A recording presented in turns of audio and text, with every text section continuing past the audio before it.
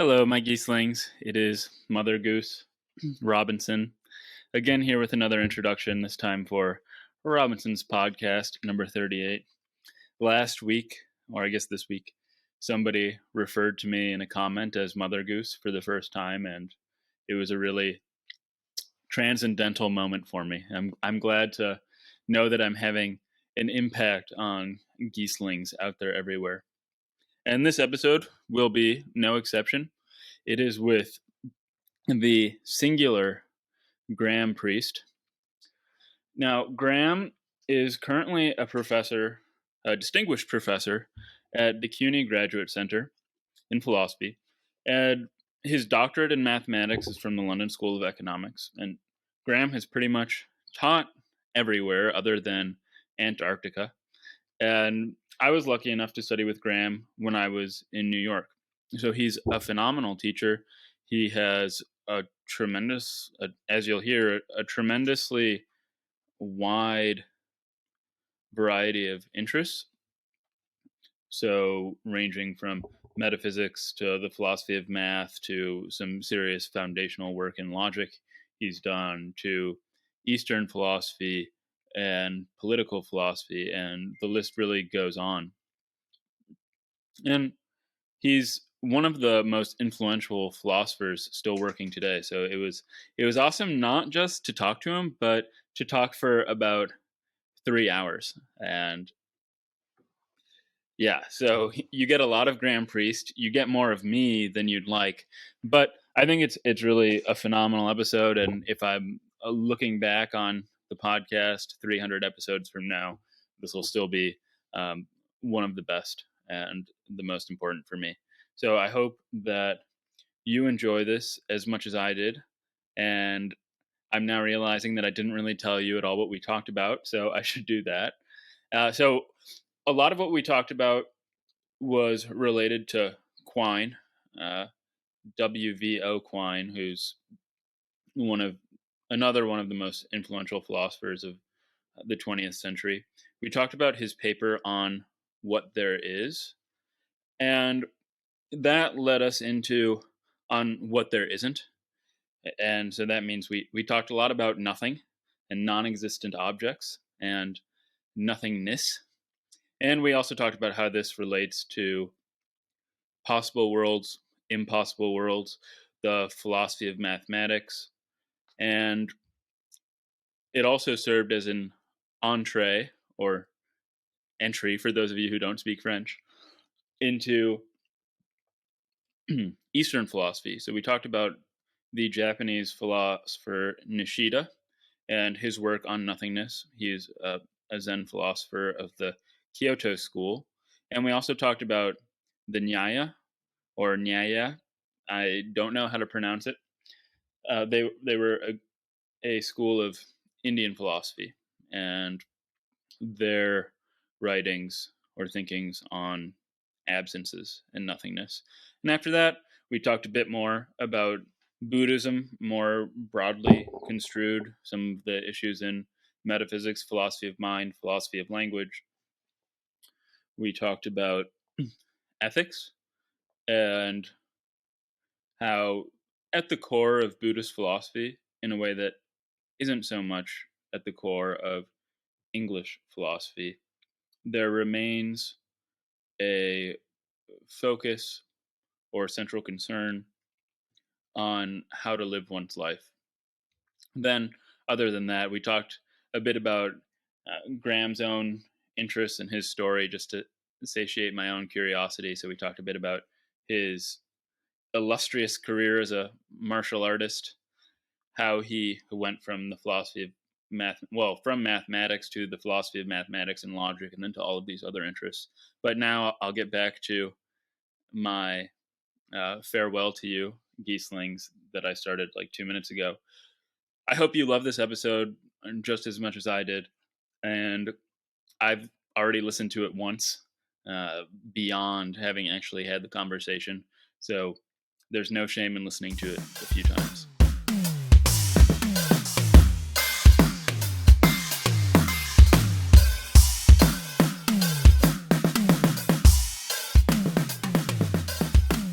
So I I mean, I doubt that we'll have time to cross the entire gamut over the course of this conversation, but you've worked on a pretty incredible variety of topics, especially considering how hyper specialized philosophy is today. I mean, you've worked on philosophy of math, logic, metaphysics, and then Eastern and political philosophy. And I'm still probably even leaving out a lot.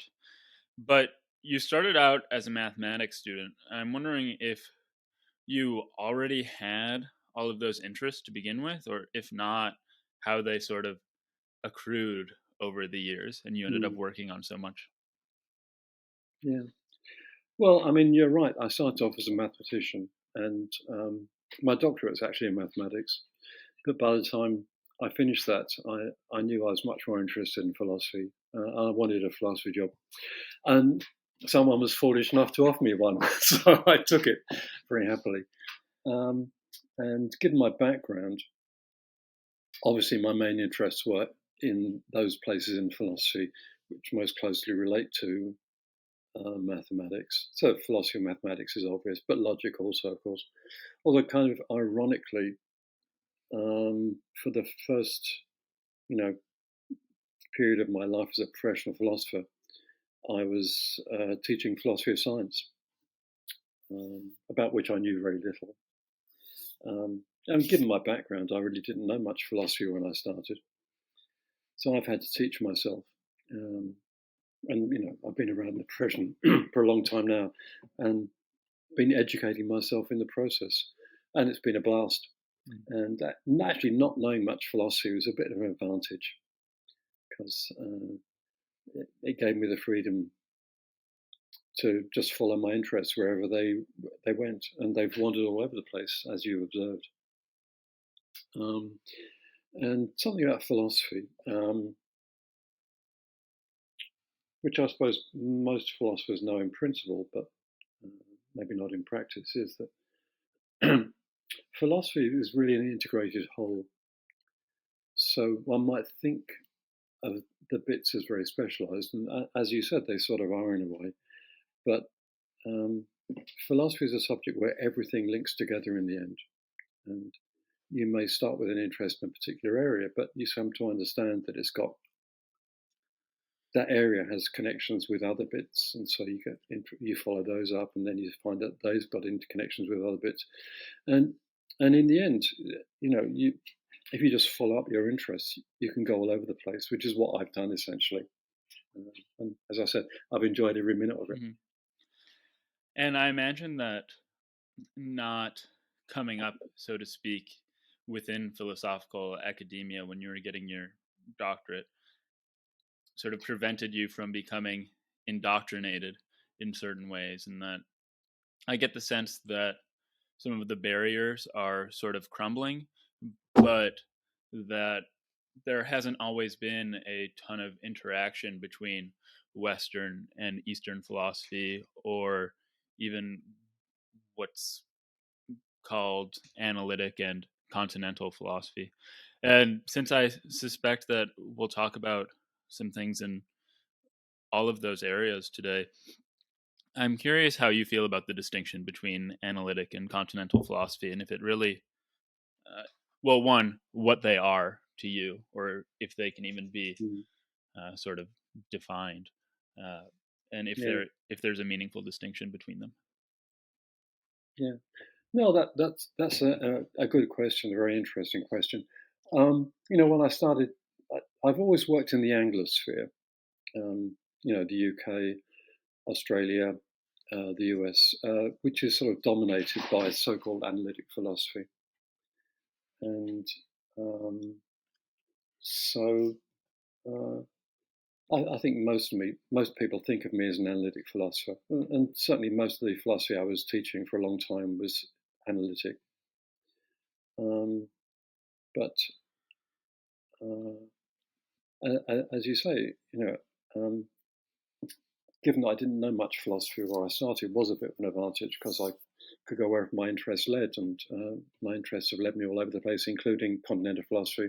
I happen to think that Heidegger is one of the philosophers from the 20th century who will still be read 300 years from now. So, although,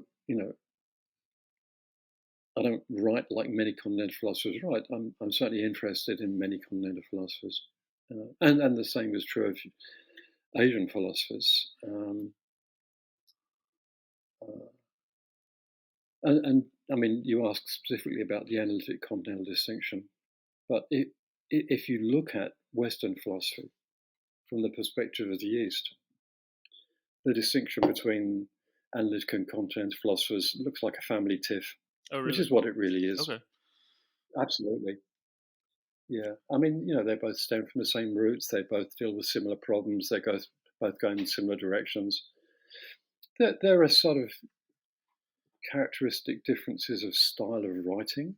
I definitely noticed that. But I mean, if you know about the history of philosophy, you'll know there are so many different ways of writing good philosophy.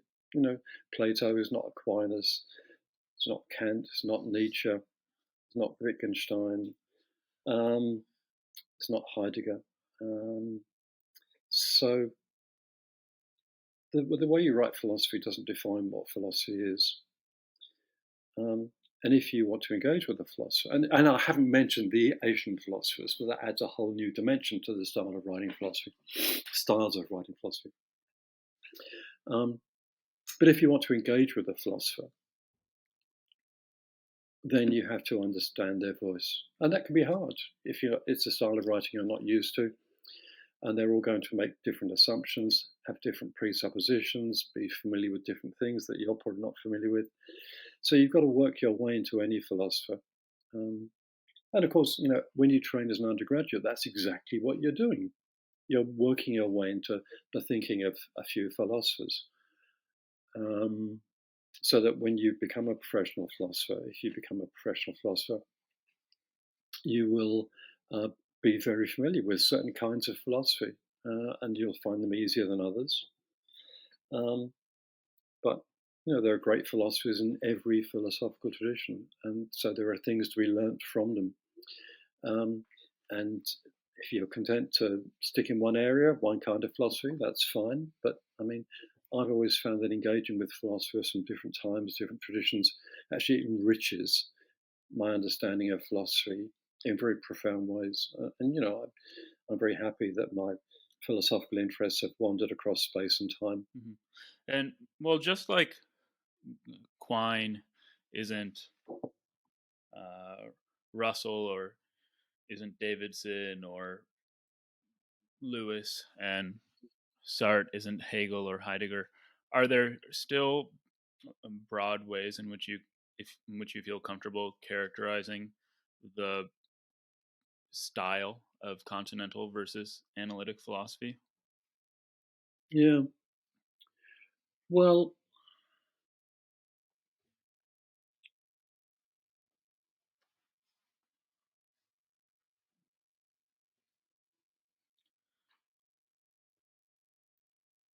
so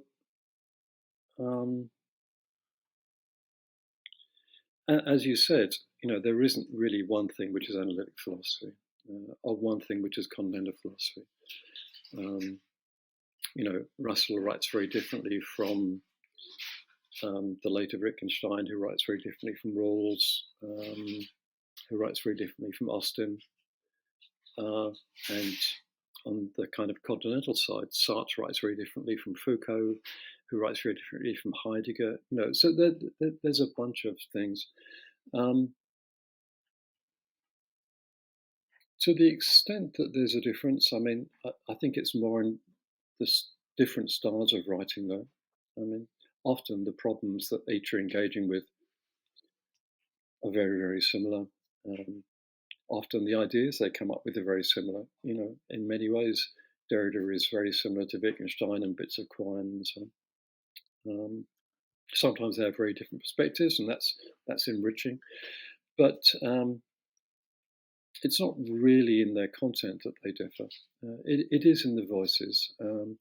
And generally speaking, although not exclusively, people who write in the Anglo tradition are coming more from a scientific background, whereas people who are trained in the European traditions are trained more in a literary background, and that shows. I mean, that's a sweeping generalization, of course, but that tends to show in their writing. So Anglo philosophers often pay more attention to science than European philosophers. European philosophers tend to pay more attention to literature. So that's one difference. If you want to say there's another one, often European philosophers are much more concerned with big picture issues, and Anglo philosophers often get into the weeds of nitty-gritty more. But that, again, that's a sweeping generalization. There's a lot of nitty-gritty in Heidegger. I mean, that difference shows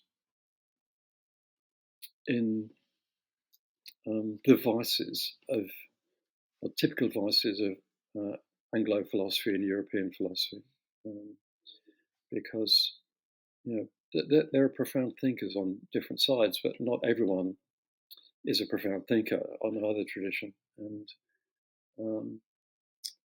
European philosophers criticize Anglo philosophers for being sort of lost in the details, missing the big picture. And I think that often that's true. They do. And Anglo philosophers often criticize European philosophers for lack of attention to detail. And I think that's true too. So, there are virtues and vices which go with both kind of orientations. But in the end, I think if you're a philosopher or a philosophy student, you need to look at all the great philosophical traditions and look at what the great philosophers say and understand what they have to offer to philosophy. Of course, sometimes it's difficult to know who's a great philosopher and who's just a bullshit artist. But that runs across all traditions, right? And that's not necessarily an easy judgment to make. That's something you have to work hard to determine. In that spirit, though, I was maybe a year or two ago talking with a cousin of mine who is getting a PhD in philosophy also at Stony Brook. And he's doing, I mean, whether we want to call it Continental or not, the philosophy he's studying doesn't intersect with what I've been studying at all. And we sort of did a little paper exchange in which I asked him to pick the paper that he thought was most important from the 20th century of the tradition he'd been studying, and I did the same. And he sent me a paper of Derrida's, and it could have just been the difference in style that you were alluding to, but I couldn't parse it at all. Whereas I sent him a paper by Quine, who I think of as one of the quintessential analytic voices, and I sent him On What There Is. And I think that that's probably a good start for us to get into some more substantive philosophical questions. So you told me once, I think, that you used to be a very devout Quinian. And I'm wondering if we could start by laying out what that meant for you, and if that was in reference to this particular paper and the thesis that Quine lays out. Yeah, that was certainly one of the papers that influenced me.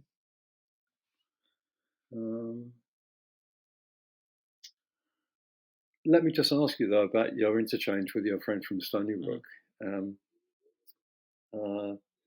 Presumably, you both agreed that the other person's paper was largely sort of very difficult to understand, maybe unintelligible. Yeah, precisely. Yeah. I'm very interested, though, in psychoanalysis and reading those philosophers, but I just haven't had enough time to devote to it seriously. And like you mentioned, I think it'll take a lot of work to understand the voices in that tradition. Yeah, well, it's what you find easy is a function of your education in philosophy. I mean, given my background, I came to reading philosophy by reading Frege and Carnap and Quine and Russell. So I found those things easy. But people trained in the European tradition don't find those papers easy. I remember talking to someone once, and I said that, I found reading Frege easy, or Kripke easy, but, people like Derrida I struggle with. And their friend said, oh, Derrida's easy, this guy Frege, unintelligible to me. But, that's just a matter of what you're used to.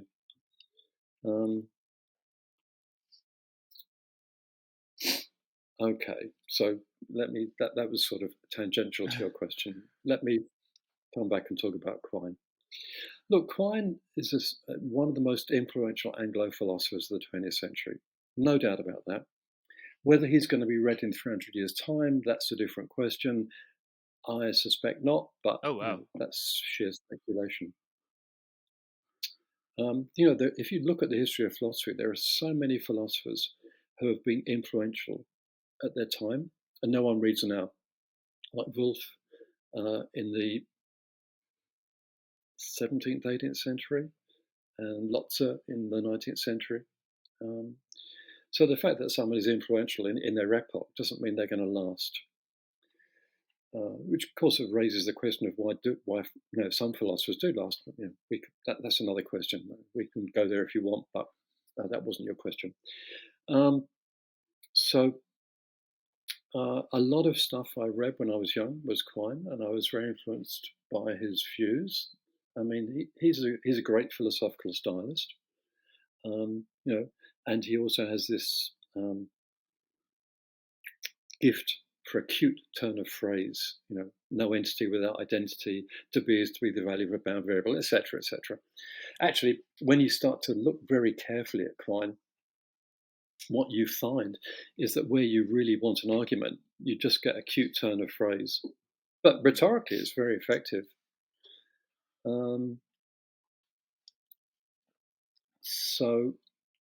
Anyway, I was very influenced by Quine, as many Anglo philosophers were. And I suppose at one time in my life, I'd have thought to myself of Quine having got all the things he talks about right. Well, maybe not the positivism. I mean, he was pretty much an unregenerated positivist, and I never really subscribed to that stuff. But the views about logic, the views about ontology, certainly those. But then as I read other philosophers and thought about these issues more, I came to reject a lot of the Quinean themes. And the first major break with Quine was about the nature of logic. Because, in theory, he's very tolerant to changes in logic. In practice, he isn't. He's a dyed-in-the-wool classicist. I think one of his turns of phrase is a change of logic is a change of subject. Yeah, that's just a complete confusion. Any more than a change in your physical theory is a change of subject. The change from Newton to Einstein did not change the subject any more than the change from, I don't know, Frege to Brouwer. But anyway, that's an aside. So, early in my career, I worked a lot on the logical paradoxes and became convinced that classical logic was really not the right way to handle them. So I soon in my career became a non-classical logician, someone who thought that, classical logic is okay, but it's very limited. It's very good for some things, but really it's not the right logic for a number of things. And so the first break with Quine was about classical logic. And then the second break with Quine came later. I had the good fortune to meet Richard Sylvan, Richard Routley as he was at the time, who was a Mainongian. I hate the word Mainongian because there's a kind of ideology that goes with it. That, Meinong was this loony fruitcake who had these wacky ideas, But even though Russell was a Meinongian early in his career, good common sense soon replaced these kind of wacky Meinongian ideas. And Russell and Quine were good common sense philosophers. I mean, this is just crazy. I mean, every major logician and many philosophers were so-called Meinongians until the end of the 19th century. All the great medieval logicians believed that some objects don't exist, and it was actually the view that they don't, which was the radical view, and actually the very uncommonsensical view, because you ask most people, they'll tell you some things don't exist, like Father Christmas, Santa Claus, maybe God. So I don't like the word Meinongian. I much prefer the view, the word that Richard Sylvan coined, Noneism, which means some things don't exist. But when I met Richard, I wasn't a nonist. I thought Meinong was completely wacky, and I argued with Richard for several years. We soon agreed about paraconsistency, but we disagreed for many years about nonism. I thought the view was just crazy. But arguing with him for many years, he showed me that I was wrong. That the arguments I thought just destroyed Meinong were just crazy. And so I became a nonist too. And so that was the second major break from Quine. To be is to be the boundary, to be the value of boundary. It is just a bit of dogma. And if you look at on what there is, you'll see the arguments are pathetic. I mean, he runs through all the things that might express existence. So I'd like to go through this paper in particular in a bit more detail, just to make it more understandable for people who aren't philosophers. And maybe you were about to go through some of those arguments in more detail, but like, how do you explain the slogan "to be is the value"? To be is to be the value of a bound variable to somebody who doesn't really have much of a background in logic. Like, what is the meat of the thesis that he's putting out there? Yeah. Okay. Good. So, modern logicians and linguists operate with the notion of a quantifier phrase. Probably best explained with some examples.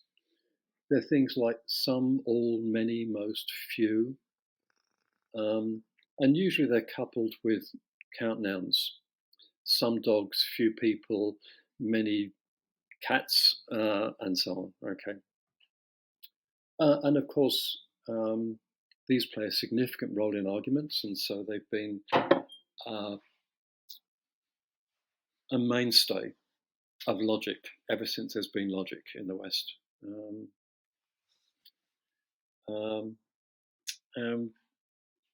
The way they're handled was revolutionized in the late 19th century, principally by Frege, who wasn't coming from philosophy, he was coming from mathematics. But the modern conception of a quantifier is due not just to Frege, you find it in Peirce and other philosophers, but Frege, I think, is the most significant writer, certainly the most influential.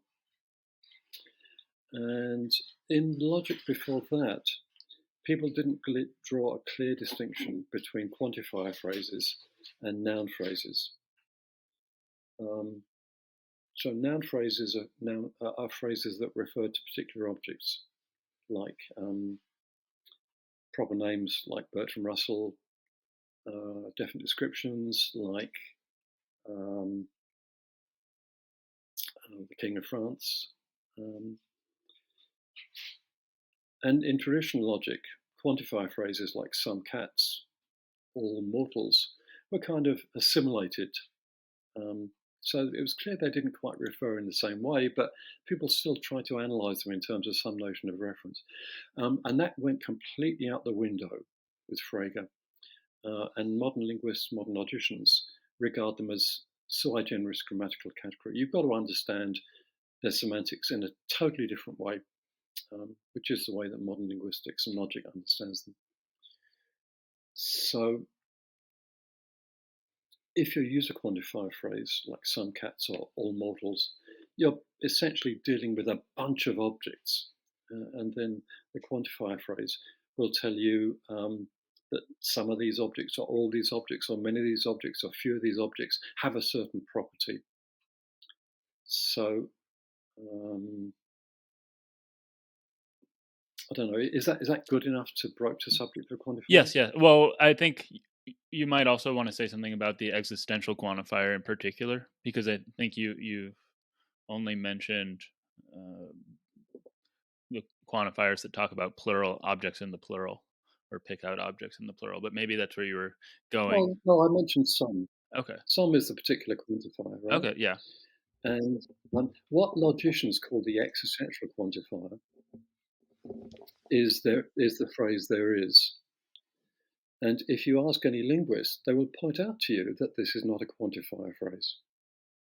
I mean, I've been a logician for many years before I was informed of this by linguists, and I was gobsmacked because for me it was the paradigm quantifier, and it's not even a quantifier.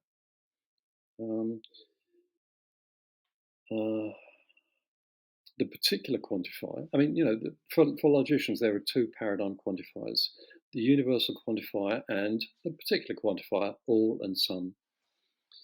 But the Quinean view is that you should read some as an existential quantifier. So some means some existent, and therefore you can paraphrase it as there exists. Right. So to come around to Quine, Quine argued that some expresses existence. In other words, some means there exists. Okay, and that's what you find in the paper on what there is. I don't know to what extent I've addressed your concerns. I think you have. I have a historical question, though. Was it referred to as the existential quantifier before Quine? Well, of course, people didn't speak about quantifiers before Frege. Right. Frege does speak effectively about quantifiers. He argues that in German, some and the German phrase is gibt. There is, if you like, in English. It gives, maybe in German. Well, yeah, the verb is given, but one thing you start to realize when you look at different languages is the phrase "there is" itself idiomatic, because in other European languages, let alone other languages, a different verb is used. Es gibt is geben, it gives. In French, il y a, avoir, there has. Yeah, that's interesting. So even tying it to the verb to be is parochial. Okay. So Frege points out that when mathematicians use the word some and as gibt, they mean much the same thing. And that's true, although it may well be an idiom of mathematics. But in a much less well-known passage of Frege, he points out that when you say this has nothing to do with reality. Mm-hmm. It's just a term of art that mathematicians use. I mean, he in his discussion of the ontological argument, for example, in his lectures of 1920, he clearly distinguished between the particular quantifier and something which says that something exists in reality. So you can define God in a certain way using a particular quantifier, something which has all the perfections, but whether such a thing actually exists, even though you use this word "some," is a quite different matter. So right. people often sheet the thought that the particular quantifier is the existential quantifier back to Frege. In some sense, it's in Frege, but he's has a much more sophisticated view, and it's really Russell who first ties down the particular quantifier with the existential quantifier, and Quine picks it up from Russell. And so I don't have the paper in front of me, but I recall that, I mean, it begins with something along the lines of there's some very uh, potent or important question in the English language, and it's what is there. I think he says it can be expressed in 3 monosyllabic English words. What is there? And it has a very simple answer, and it's everything. But his paper isn't so much about what there is, so much as what our language maybe commits us to, at least if uh, the thesis is to be the value of a bound variable. Yeah. So what then is he making a more broad ontological claim about what there is beyond just the use of our language, or is it the thesis about what our language commits us to that you found not compelling upon revisiting it? Okay, so you're right.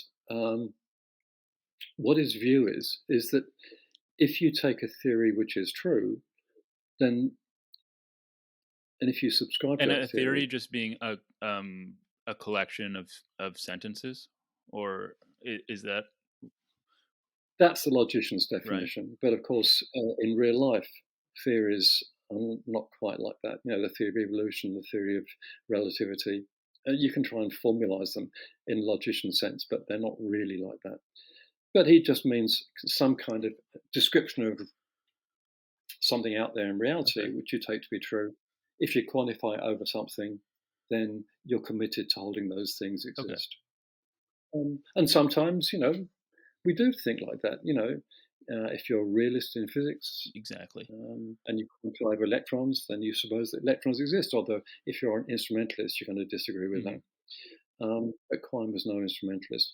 But you know, that's only one kind of theory. I mean, we have all other sorts of theories where we talk about intentionality. That's intentionality with a T, mental states Folk which are psychology. directed. Yeah, well, yeah, but a particular aspect of folk psychology, people's intentional states, those that are directed to beliefs, fears, what one worships, what one admires, and so on. And you know, if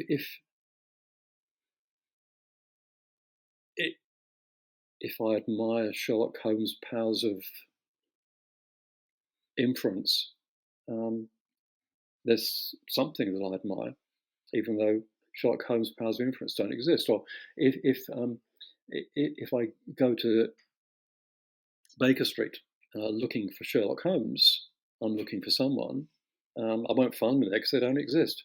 But I mean, in our theories of intentionality, we quantify over non-existent things all the time. I mean, and I might say to you, well, I wanted to get you something for Christmas, but I couldn't get it because I discovered it doesn't exist. You know, Sherlock Holmes Deerstalker. So this is the vernacular, but it's also inscribed in theories of intentionality. So our descriptions of the world and people and how they operate in the world does seem to quantify over non-existent objects.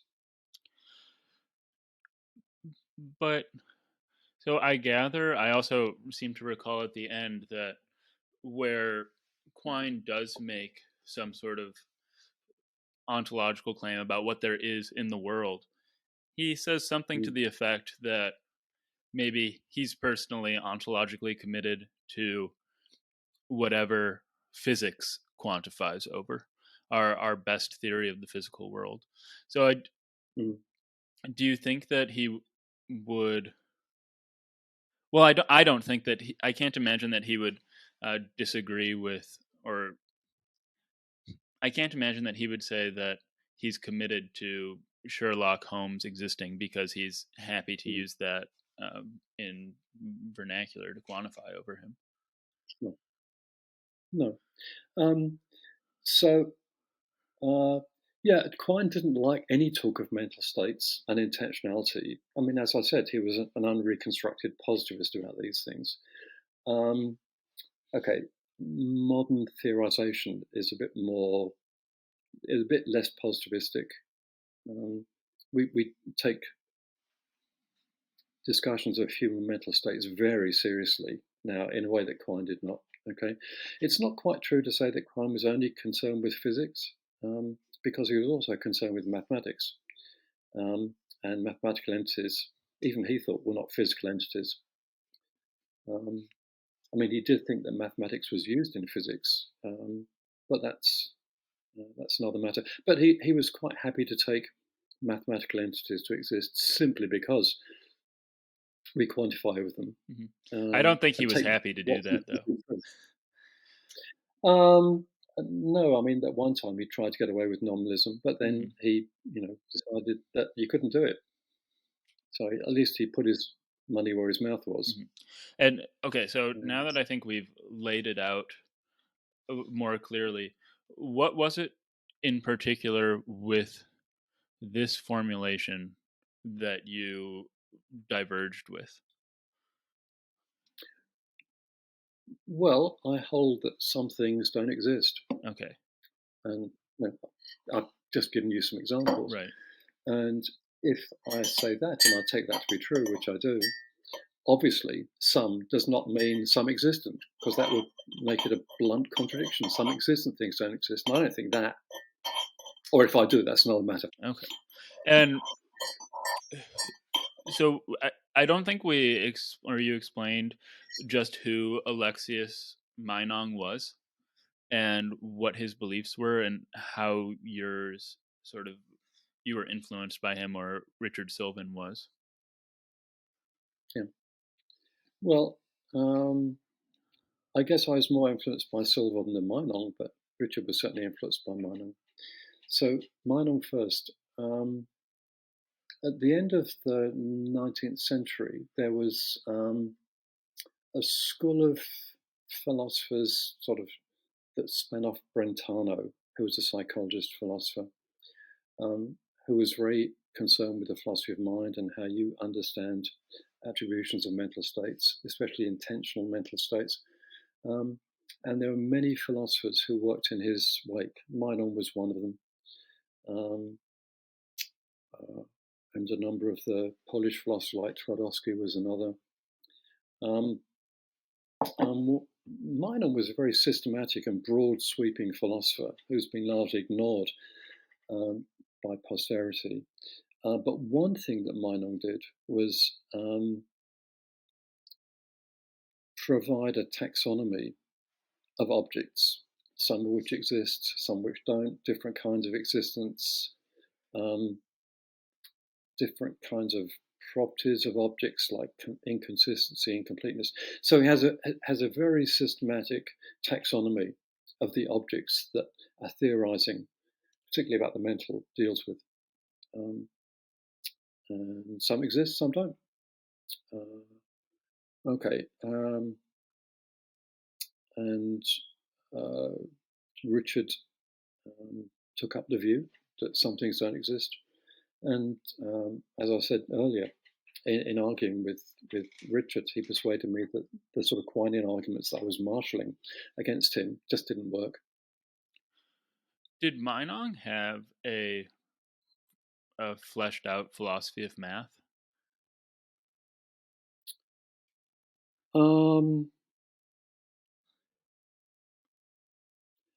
Okay, I'm not a Meinong Okay. scholar, and I don't know the answer to that, but not as far as I know. He certainly alludes to mathematical objects. He takes them to exist, unlike some objects. Richard Sylvan held that they were non-existent objects. Actually, I agree with Richard about that. But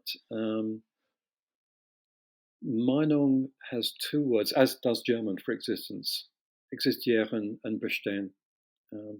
And Meinung restricted the word existieren, the verb existieren, to concrete objects, and bestehen to abstract objects like numbers and propositions and so on. But he didn't think that all objects that do not exist have Bestand. That was actually Russell's view in the Principles of Mathematics in his Meinongian phase.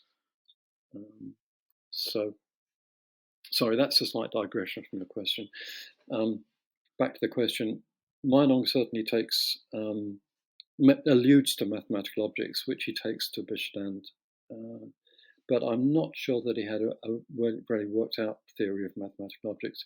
But there's a very good article on Meinong in the Stanford, and I recommend that to anyone who's actually interested in Meinong and not the caricature that you find in Quine. Quine, Quine's paper, starts by a kind of a gross caricaturization of Meinong and other strange people. I don't know that Quine ever read Meinong. Russell certainly did. Russell took Meinong very seriously. Yeah, Quine, in that paper, he has like a dialogue with an imaginary character named Mick X or something like that. Yeah, is that Mick X and Wyman? Is that supposed to be? I forget. Meinong. I forget which of those is supposed to be Meinong, but neither is really Meinong. Okay. At least not a good faith characterization. No, it's a pastiche constructed for rhetorical purposes. As I said, Quine is a very rhetorical writer, and if there's a kind of a view that analytic philosophers don't use rhetoric, metaphor. This is not true. Just read Quine. Right. Did becoming a nonist alter your philosophy of mathematics? Because I mean, yes. Whether mathematical objects exist has obviously been a huge and enduring problem in the philosophy of mathematics. Where did you start out then, generally before nonism, and how did it influence your beliefs? Yeah, look, I've never liked the view that abstract objects exist. I mean, I actually have a fairly robust sense of reality. What exists is the things you can bang your head on, so to speak. Okay. So you're a physicalist in some sense? Yeah. Okay. Yeah, I think the existing objects are the physical objects. They exist in space and time, or at least time. We might argue about space, but certainly they exist in the causal chains. So I was never attracted to Platonism as a philosophy of mathematics. I was kind of a conventionalist and a kind of nominalist to the extent that I could get away with it. That's where I started in the philosophy of mathematics. But once I became a nonist, I was quite happy to go with Richard and a number of philosophers in the history of Western philosophy, like Thomas Reid, for example, the Scottish Enlightenment, who held that these were simply non-existent objects. They're outside the causal chain because they don't exist. But then, if you're a Platonist about mathematics, you think that anyway. So there is a question of how you know about these things. But then, if you're a Platonist about mathematics, you think that. So, I mean, it doesn't dissolve all the problems in the philosophy of mathematics. Philosophy of mathematics is a very knotty area. But I found nonism much more congenial as an ontological story about mathematical entities, much more so than the kind of nominalism that I've been committed to before, which has all kinds of problems. Does nonism provide any sort of response to the Benacerraf field problem with cognitive access? Because it seems like... Just tell me which Benacerraf problem you have in mind, because there's more than one. Right. I'm not talking so much about how our words refer, because I don't think you would have a problem with words referring to non-existent objects, but sure. how we know about them. Because I know that Benacerraf used a somewhat outdated causal theory of knowledge in his seminal paper where, I mean, I know about the cat because I can see the cat. There's a causal chain between us. But there's still sort of a problem with how we might know something about abstract objects like sets if there is no connection between them. And I'm wondering how noneism responds to that. Yeah. Well, let me answer that question in two parts. Firstly, our knowledge of mathematical objects. Mathematical objects don't exist in isolation. They're always part of structures. And our knowledge of these objects derives from our knowledge of the structures. And the structures can be taken to be characterized in certain ways. In modern mathematics, that's always done axiomatically and explicitly.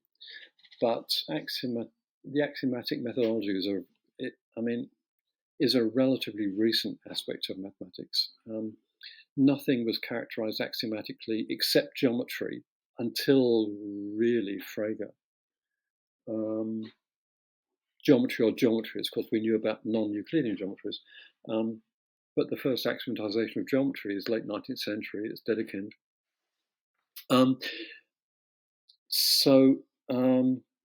At least before the end of the 19th century, the only mathematical structures which were characterized explicitly by axiom systems were geometric. But they were characterized, I think, implicitly in practices. We have practices of reasoning about natural numbers, which characterize the natural numbers implicitly. Okay.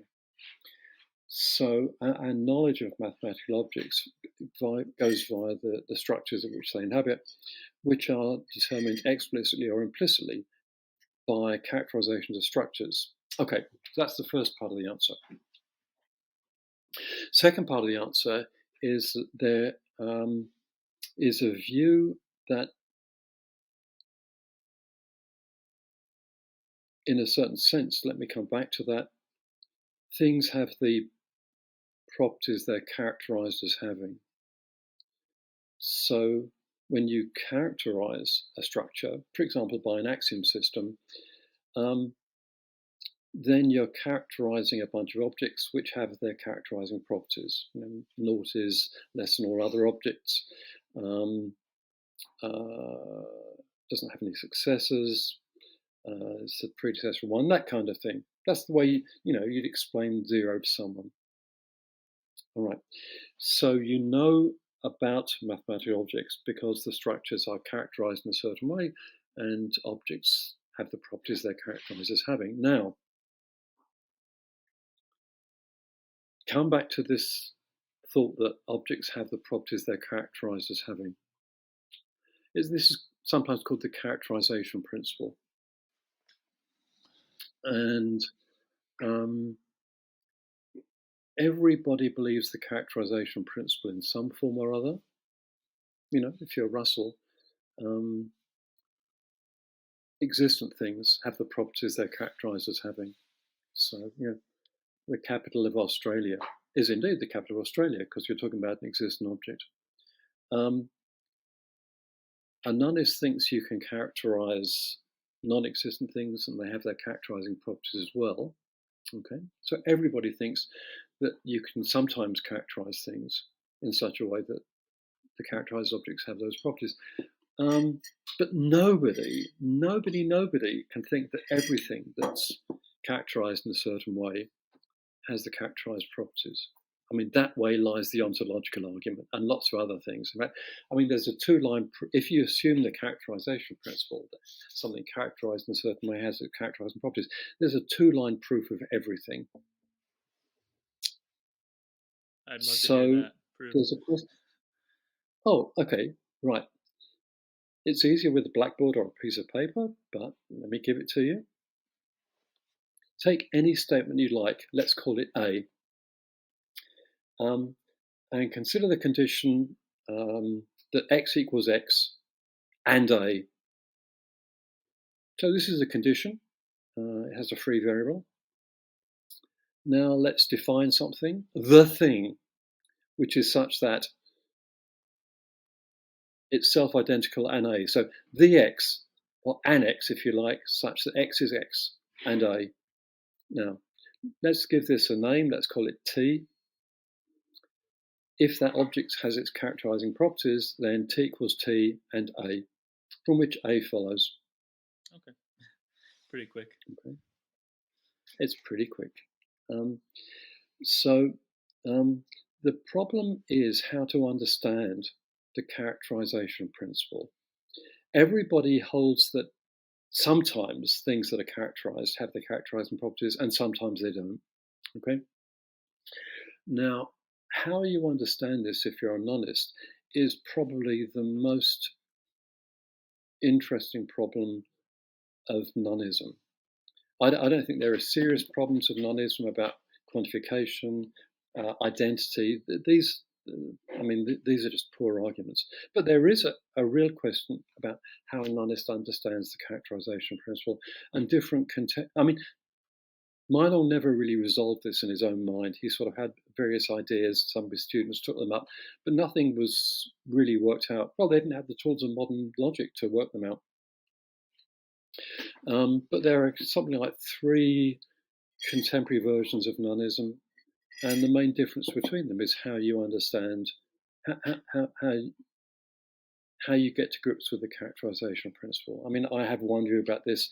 Other nonists have different views. I can talk about my view if you like. Please, but please. Well, look. At its simplest, it's this. If you characterize an object, then the object has its characterizing properties, but not necessarily at this world. It may have its characterizing properties at other worlds. These worlds may be possible or impossible. So, you can think of the Sherlock Holmes stories as characterizing a certain thing, which is a detective, lives in Baker Street, shoots cocaine, has incredible powers of observation and deduction. There's no such person in this world. Sherlock Holmes doesn't exist, but Sherlock Holmes has those characterizing properties in the worlds that realize the Conan Doyle stories. And of course, you can characterize objects such that they're impossible. Everyone's favorite is the round square, or a round square. The round square has the properties of being round and square in some worlds, not this one, not even the possible worlds, in the impossible worlds. But, we've found in the last 20 years lots of applications and important things about the impossible worlds. That's another story. We could talk about that if you want. But for my money, if you can characterize an object anywhere, any damn way you like, and it's going to have those properties, but not necessarily the actual world, although it may, but at some world or other, possible or impossible. So is there, in an important sense, an analog between how we know about unicorns and how we know about the number 1? I mean, we know that unicorns have one horn. Yes. We know that 1 is idempotent and greater than 0. Yes. Okay. Yeah. No, I mean, there's a very close analogy between mathematics and fiction. They're not exactly the same, but the similarities between them are much closer than you might think at first blush. We could go into those if you want to. Yeah, I'm actually reading one of Hartree's books, Hartree-Field's books, at the moment. And I know that you two are close, or friends, colleagues. So I'm sure you have a lot to say on that. One thing, though, that Hartree's a fictionalist, right? So there's a modern view in the philosophy of mathematics that mathematical objects are fictional objects. Now, there's an understanding of how. There's a real question about how you understand fictional objects, and I don't think Hartree would be very sympathetic to the view that one should treat them as non-existent objects. Mm-hmm. But it does. The fact that there is this view called mathematical fictionalism does underline the thought that there are actually very close similarities between various accounts of mathematical objects and fictional objects. Mm-hmm. And one of the questions that I have about fictionalism and about Noneism. So we have this analog between unicorns and the number one, in that we know about them in some way. But there seems to be something different about the fiction of mathematical objects, in that they're so useful, and people across various cultures have stumbled upon them in a way that people across various cultures haven't all stumbled upon uh, Conan Doyle or Sherlock Holmes stories. And I wonder how the nonist, or if you even feel compelled to justify or explain why some non-existent objects are so much more useful, or they press themselves upon us Yeah. as being more real, maybe.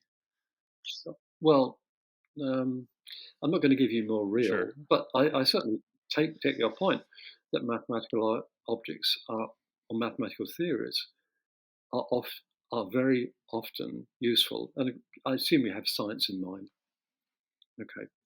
So the quick answer is that they're useful when they're useful, because that's what they were designed for. Whereas fiction wasn't designed for that. It was designed to, okay, this is going to be contentious, but let's just say to amuse people. But often you learn a lot from fiction as well.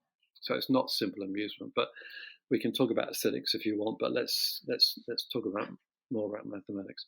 So first of all, not all mathematics is useful. There are branches of mathematics which have absolutely no use in science. The theory of higher infinities, the theory of surreal numbers, these have no application in science as far as I'm aware. Some mathematical structures were introduced with no ion application whatsoever, but were found to have an application later, such as theory of complex numbers was found to have applications in electricity theory. Group theory was a pure mathematical structure, had no applications before special theory of relativity as far as I'm aware. But certain mathematical theories were designed with a kind of canonical application in mind. Counting for natural numbers, measuring for geometry, theories of change for calculus. So they were designed particularly, evolved. Calculus was designed, geometry and number theory kind of evolved. But they were evolved for a particular canonical application, and that's why they're useful. And nowadays, mathematics and physics and other branches of science are very sophisticated. They look to see which bits of mathematics they can apply, and they'll apply different mathematics because they seem to give the right answers. Why is mathematics important in science? That it was is a kind of discovery, and several people have asked the question of why mathematics is useful in science. And in some sense, it seems to be a brute fact that our world can be characterized in mathematical structures. But then, you might say, well, the real world has a structure, and mathematics is the science of structures. So you expect to be able to characterize the structure of reality with the appropriate mathematical structure. So that's sort of wandering around a bit. The thought that mathematics was designed, or a lot of mathematics was designed precisely for its applicability, whereas fiction wasn't. We've talked, or you've mentioned structures a number of times. Am I remembering correctly? Did you say that knowledge of logical structures comes from knowledge of non-logical structures, or did I mishear you? If I said that, I don't remember saying exactly that.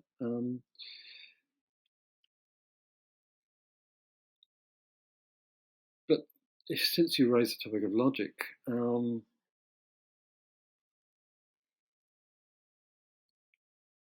let's talk a little bit about logic. So there are many pure logical structures. And perhaps a good analogy is geometry. Okay, there are many pure geometries: Euclidean geometry, hyperbolic geometry, elliptic geometry, various Riemannian geometries, and so on and so forth. And qua pure mathematical structures, they're all equally good. No one says, well, Riemannian geometry, that's not right. It's just a cool pure mathematical structure. And in the same way, there are lots of pure logical structures, classical logical structures, intuitionist, relevant. And these are just pure mathematical structures. They're characterized by axiom systems or algebraic models or, whatever you like. And qua pure mathematical structure, there's no sense in which one is right and one is wrong. But just as pure geometries have what you might call a canonical application, which is charting the spatial structure of the cosmos, so pure logics have what you might call a canonical application, which is analysing the validity of the arguments, which we all give in philosophy, in law, in mathematics, in history, whatever. And you can, just as you can take a pure geometry when applied for its canonical application as a theory of the structure of space, so you can take a pure logic when applied for its canonical application to be a theory of the validity of vernacular arguments. And just as there can be arguments about which pure geometry is the right geometry for its canonical application, you can ask which pure logical structure is the right logic for its canonical applications. And of course, that's a big argument that features heavily in 20th century logic, but actually not just 20th century logic. There have been lots of arguments about that in the history of Western logic and actually Eastern logic.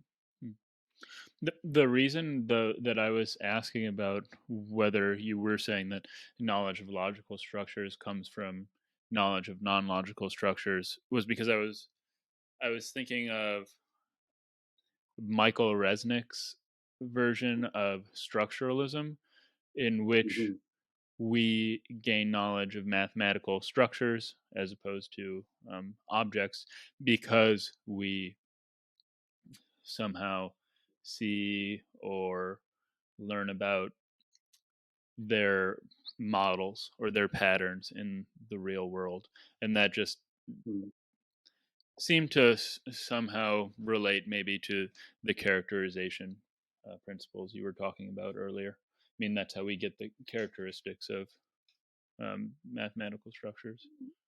Well, as I've said, I think we learn about these structures via their characterizations, either explicit or implicit. I'm not sure I quite agree with the thought that we learn about these things by recognizing the patterns in the real world, or actually you didn't say quite that. I forget exactly what you said, but it was looking at these pictures in the real world. I mean, we know a lot about very large cardinal numbers. Right. And they just have no application to the physical. Right. Or the concrete, or the causal world whatsoever. So we certainly our source of knowledge about these is not the causal world, and I think in the end that's true. I mean, our knowledge of pure mathematical structures derives from their characterization. What we learn from the causal world is which pure mathematical structures are the appropriate ones for applying in physics, economics, linguistics, logic, and that is, in some sense, one might need to be a bit careful about this a posteriori. Yeah, no, that studying that. Sorry, go on. I was going to say, I mean, that's very interesting, because if I've given anything even approximating a decent gist of what Michael Resnick is getting at, it does seem like, yes, that doesn't really allow for knowledge of large cardinals, as your example. Yeah, I mean, and Quine, in one of his later writings, distinguishes between real mathematics and recreational mathematics. Large cardinals are Sudoku. This is just sociologically wacky. Yeah, well, there are finitists though who hold that view, like real mathematicians. Not that Quine wasn't Yeah, a real well, mathematician, but I have Abraham Robinson in mind, or Edward Nelson, or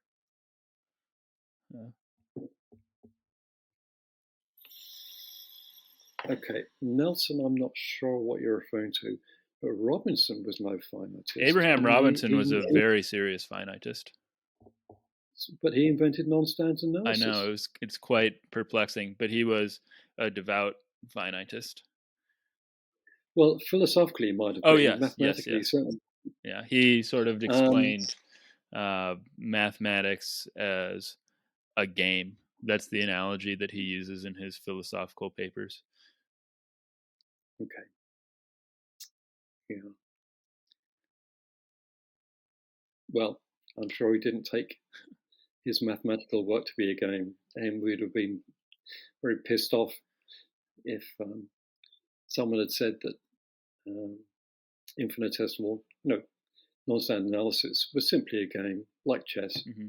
Well, maybe it would. I don't know. I don't know enough about Robinson, Right. but Yeah. Heim. most of the mathematicians I know are happy to engage heavily with infinite structures. Mm-hmm. Heim Very was seriously. one of his students in Israel, Uh-huh. and he told Heim about his finitism, and then Heim put me onto some of his work, and so he has a paper called Formalism 64, and he's um, sort of building off of Hilbert's view, but he has a very explicit his very explicit thesis that he's trying to defend, or that he defends, is that almost all of our mathematics is quite literally meaningless, because the objects or the words in our theories don't actually refer to any objects. So he's a very serious finitist. Well, I mean, obviously, you know more about him, qua philosopher, than I Mm-hmm. do. But I'd be inclined to distinguish between the work that mathematicians actually do and their philosophy of mathematics. Oh yeah, And these definitely. are not the same Yeah, thing. because Like he says that Gödel, for example. right, Gödel, but he says that he's, I mean, a, basically he says he's a work week Platonist. I mean, Yeah. yeah. But so one last question on the nonism. So if you're a physicalist, in the sense that you believe the existent objects are the physical objects, why don't more physicalists identify as nonists? So, what are some of the objections against the position that there are non-existent objects? Because I mean, I gather that this is still very much a minority view. Yeah, look, I don't. You'd have to do an empirical survey Okay, to that's fair. discover what the contemporaries say of the profession. Um, Certainly, Noneism used to be considered completely wacky. My sense of the profession is that that's now changing. But as I say, you'd have to do an empirical survey to determine that. Why aren't there more physicalists who have endorsed nonism? Because I suspect that some physicalists will subscribe to the thought that all objects are physical objects. And that's not the nonist view, of course. The nonist view, or at least one version of it in mind, is that all objects that exist are physical objects. I mean, most physicalists. Yeah, no. Let me not put words into a physicalist's mouth. They're big enough to speak for themselves. Okay, sure. Okay, you mentioned, or well, we touched a bit on possible and impossible worlds when you were describing Mm, your view of the characterization principle. And mm, possible worlds, they've, I mean, been important in a ton of different ways. I mean, mm, modality, causation, physics, mm, maybe math. But mm, what are impossible worlds, and mm. how can we? Well, what are worlds? Sorry. What are worlds? Okay. Yeah. Let's start there. Well, as you know, that's a really contentious question. Yeah. I take it you're not a realist about them. If not a Lewisian realist. Yeah, that's what I mean. I think that one world is very real. That's the actual world. Right. I think all the others are non-existent objects.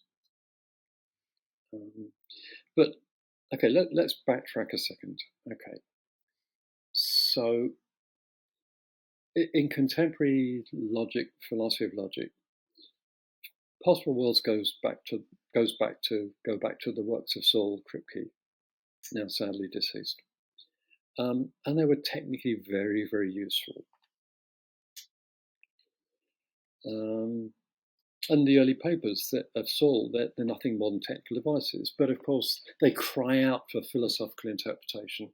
And Saul himself, slightly later in Naming Necessity, gave his account of them, or partial account of them, and lots of other people have given different accounts. And I'm not sure that there is a consensual view about the status of possible worlds. Again, you'd have to do some kind of empirical survey of the profession to determine whether there's consensus. I somehow don't think there is. Now, possible worlds turned out to be very useful. First of all, in analysis and modality, but then in a lot of other areas too, with properties, meaning, and so on and so forth. But what we discovered, maybe 20 or 30 years later, was that to do justice to the vast number of applications, possible worlds don't go far enough, because some applications really seem to require impossible worlds. This is especially true once you start talking about hyperintentional structures, such as intentional structure with a T, but also in counterfactuals. We reason about impossible situations. Suppose Hobbes had squared the circle. What would he have been, a famous mathematician or become a famous clown? Okay, the answer is obvious, right? So lots of the applications of possible worlds really cry out for impossible worlds. And then there's a question of what exactly an impossible world is. Well, do they have the same status as possible worlds, or do they have a different status? There's a disagreement about that. And partly that's going to turn on what you think the status of possible worlds is. But my own view is that pretty much any view about the status of possible worlds could be coupled with pretty much any view about the status of impossible worlds. I mean, my view is kind of simple, that they all have the same status, namely non-existent objects, apart from the actual world. So they do all have the same status. Okay, that starts to address some of your questions. Maybe not all of them, but you can explain. Well, let's say, how have impossible worlds been relevant to your work? I think you've written about how they relate to imagination. Yeah, so look, I've employed them in a couple of areas. One is to do with intentionality and maybe and fiction. Maybe that's the same. Maybe that's different. So let's take intentionality proper.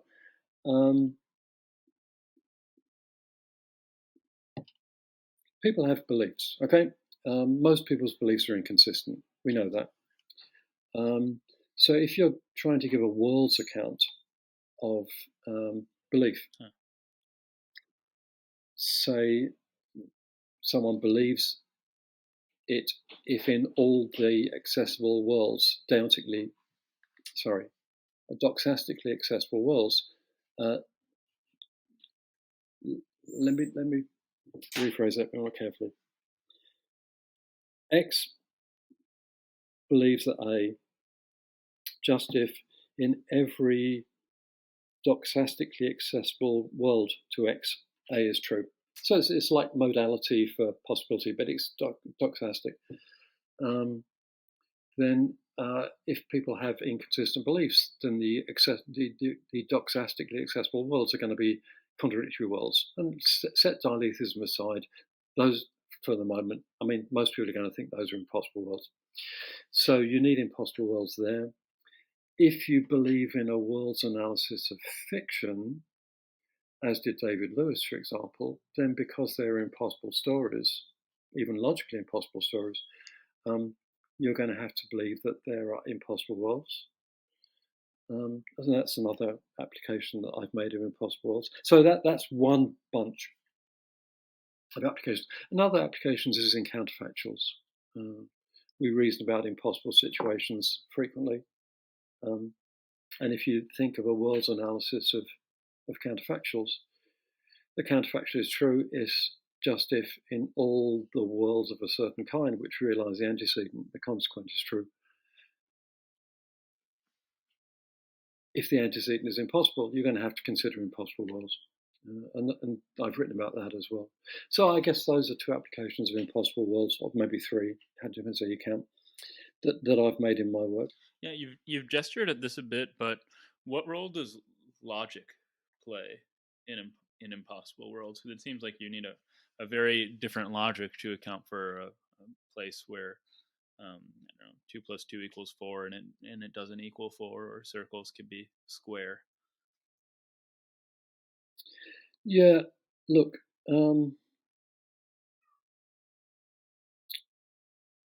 some people think there's more than one correct logic. Set that aside. I don't actually think that's true, but let's just bracket that. Let's suppose there's one correct logic. Then that logic is the logic of the actual world, in just the way that there are many different possible physics, but there's one physics of the actual world. Can I cut you off? Does that even make sense to you to say that there's a logic of the actual world? Sure. Okay, it does. Why not? Because we use logic in various different ways. We use physics in various different ways. Okay, that's. I guess I don't know what it would mean to say that there's a correct logic for the world. Well, the world is all that is the case. Some things that are the case are statements in the form X follows from Y. So, the true logic is characterized by the true statements of the form X follows from Y. Okay.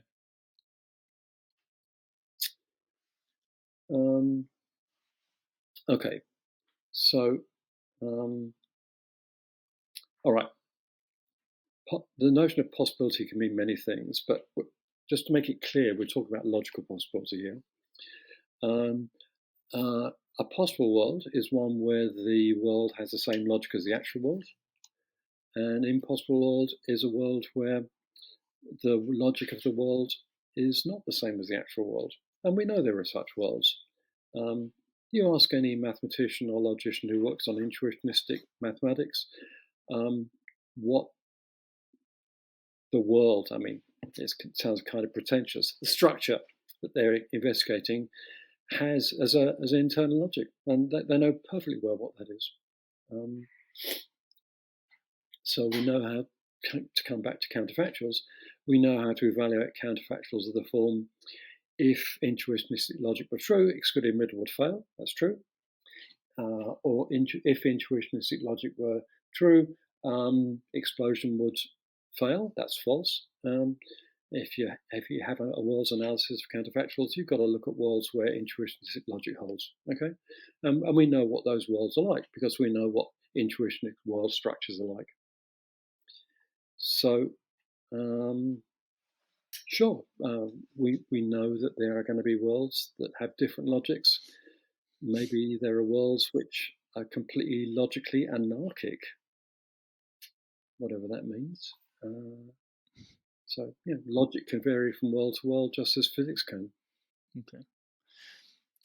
Now, I'm gonna ask one last question about nothingness from this Anglo perspective, and it's a question I've seen papers about this with a title somewhat like this. I've never actually read one, so I'm curious if you have anything to say about it, or maybe to explain what the debate is. But what is nothing And why is there something rather than nothing? I mean, I can sort of wrap my... Those are Sorry? those are two different questions. Those are two Okay. different questions. First of all, the word nothing is ambiguous. It can be a noun phrase, it can be a quantifier phrase. Right? You're familiar with the use of nothing as a quantifier phrase because it's standard in logic. But it can also be a noun phrase. For example, suppose I say, Hegel and Heidegger wrote about nothing but said different things about it, which is true. The it there is an anaphoric pronoun which refers back to the noun phrase nothing. Okay. So I have to look up anaphoric. It refers back to, right? Nothing. Yep. Hegel and Heidegger wrote about nothing but said different things about it.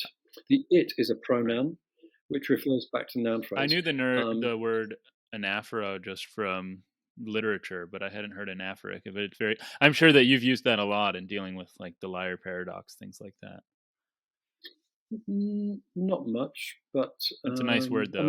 I learned many things. It's standard in linguistics, as far as I understand it.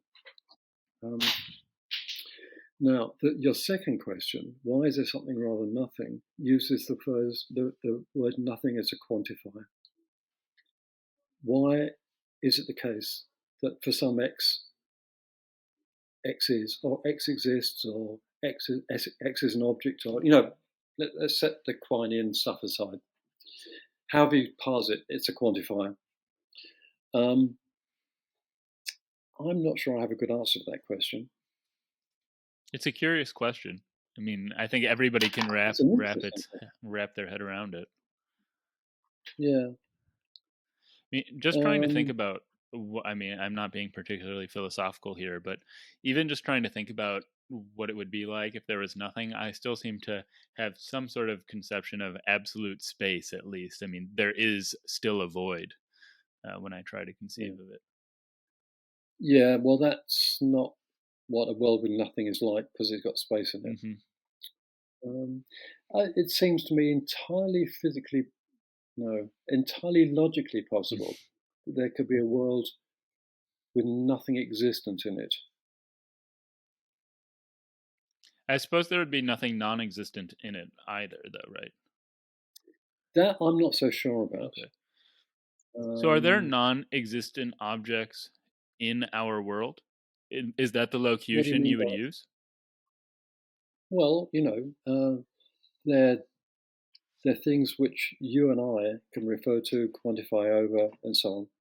So, if you're doing these things in terms of models, the domain of quantification contains non-existent things. Yeah. Okay. Like Sherlock Holmes. We can refer to Sherlock Holmes, quantify for Sherlock Holmes. Okay, but I'm not quite sure what to say about whether there could be a world with absolutely nothing in. I've never made my mind up on that. But anyway, that's one question you asked. But the other question was about nothingness, which is quite different.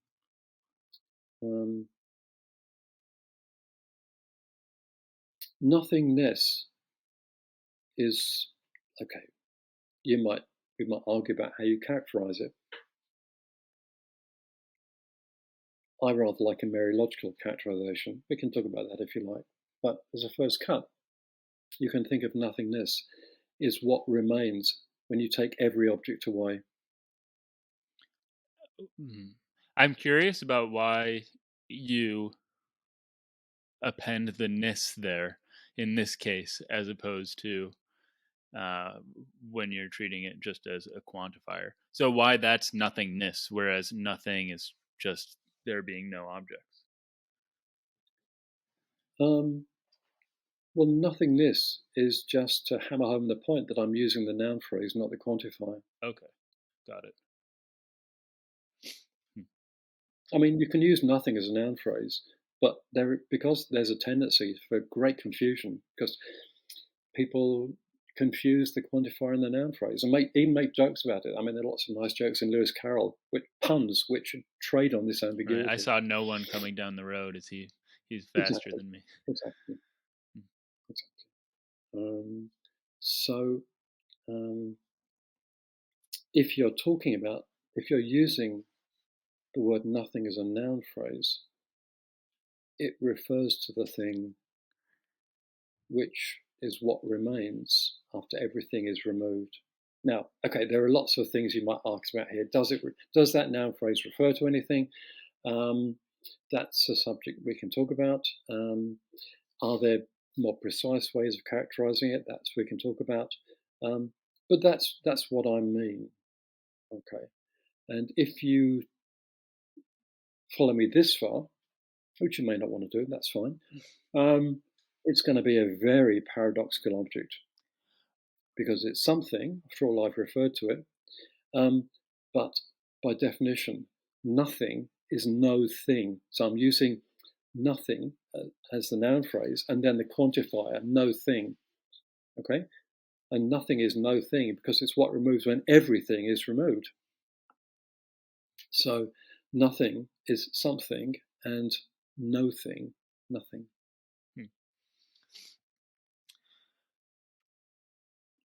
I have a question, I think, related to nothingness that I'm sure you're the person to help me with. And I tried to read a bit of Nishida on nothingness, but he was one of those philosophers that I found it was a while ago, very impenetrable, and it was a stylistic thing that I couldn't get past. So yeah, you're right. He's one of the most impenetrable philosophers I know. So who was he? Who was he, and what did he have to say about nothingness? But I shouldn't have cut you off. I need to work on that. Okay.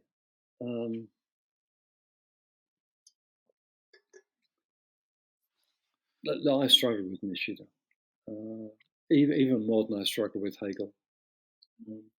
Some of the philosophers later in the Kyoto school are much easier to read. Okay, but that's jumping ahead of myself. Nishida as a philosopher, he was born in about 1880, died in about 1945, worked for a lot of his life at Kyoto University, was really the first Japanese philosopher who tried to meld indigenous Japanese philosophy with philosophy from the West. Indigenous being like Zen? Well, let's say Buddhist. Okay. Mainly Zen. He was a Zen practitioner, but he and certainly later Kyoto school philosophers had other schools of Buddhism in their targets as well. But he drew heavily on Zen. But he was also reading a lot of European philosophers like Hegel, like Kant, like James, like Bergson. And he was the first Japanese philosopher to try to make sense of ideas from both of these traditions. And several people followed him in this tradition, like Tanabe and Nishitani. And so these philosophers and several others collectively became known as the Kyoto School.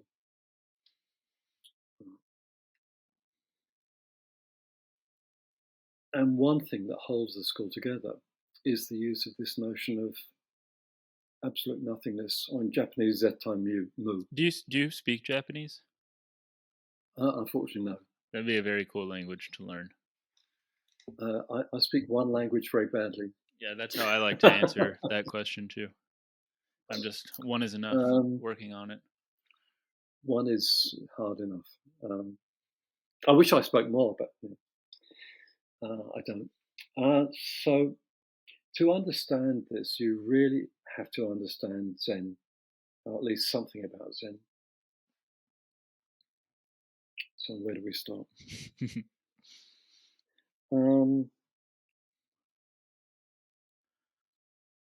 In all forms of Buddhism, there is a distinction between conventional reality and ultimate reality. Conventional reality is pretty standard. It's our Lebenswelt, our phenomenological world. Absolute reality, ultimate reality is, well, there's a lot more disagreement amongst Buddhist philosophers as to what that is. Something like the noumena? No. Okay. Well, as a first approximation, yes, but no, there is very significant differences.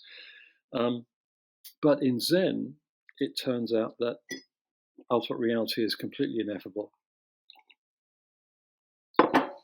Ineffable, just being used in our everyday way that we just lack the words to describe it. It's in principle impossible to say anything about. Okay. Is it impossible to say anything about because our words just can't attach to, they can't refer to anything about it, or is it more in an epistemological sense we just don't know anything about it? The first of those. The first, okay.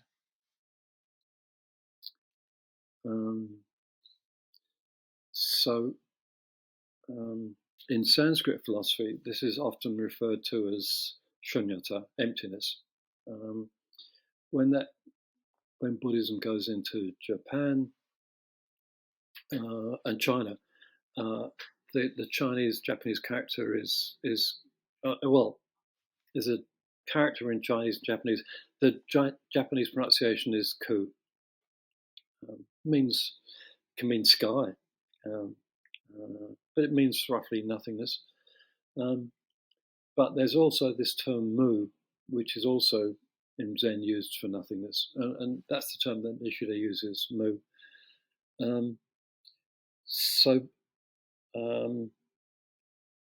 Buddhism operates with this notion of nothingness, which is really an epithet for ultimate reality, and you can't say anything about it. And isn't that saying something about it? Yes, of course it is. So there's paradox lurking here, but we've already talked about the paradox of nothingness. All right, so Nishida draws on this bit of Zen and tries to integrate this into what he's learning about Kant and Hegel, and it's not via the notion of noumenon, okay? But Nishida has kind of various domains of reality. So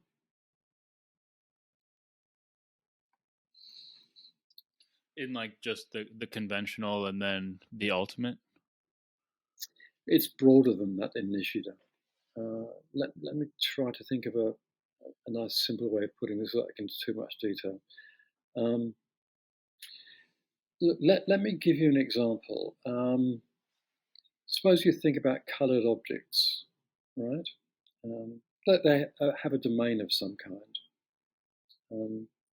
But the colours themselves are not members of that domain. They're properties of things in the domain. Okay. So colour is relatively nothing. So it's something I like that. which is outside of the domain of the things that have the properties. So Nishida has this hierarchy of domains. He calls them basho, sometimes translated as place or locus. That's a word that he uses a lot, basho. He used it a lot in the Middle Period. Okay, it just means place in Japanese. So locus is not a bad translation. So they're relative nothingnesses. So the domain of physical or coloured objects would be a basho, and colour is something that's outside that domain. So it's a relative to that domain. It's nothing. It just means it's outside that domain. And Nishida's bashos have this kind of embedded structure. You can think of sets within sets, subsets and subsets. And there is a biggest basho, which is the thing which contains all objects of any kind. Is it the ultimate reality? Yes. Okay. Oh, yes. Now this is where he draws on the Zen thought.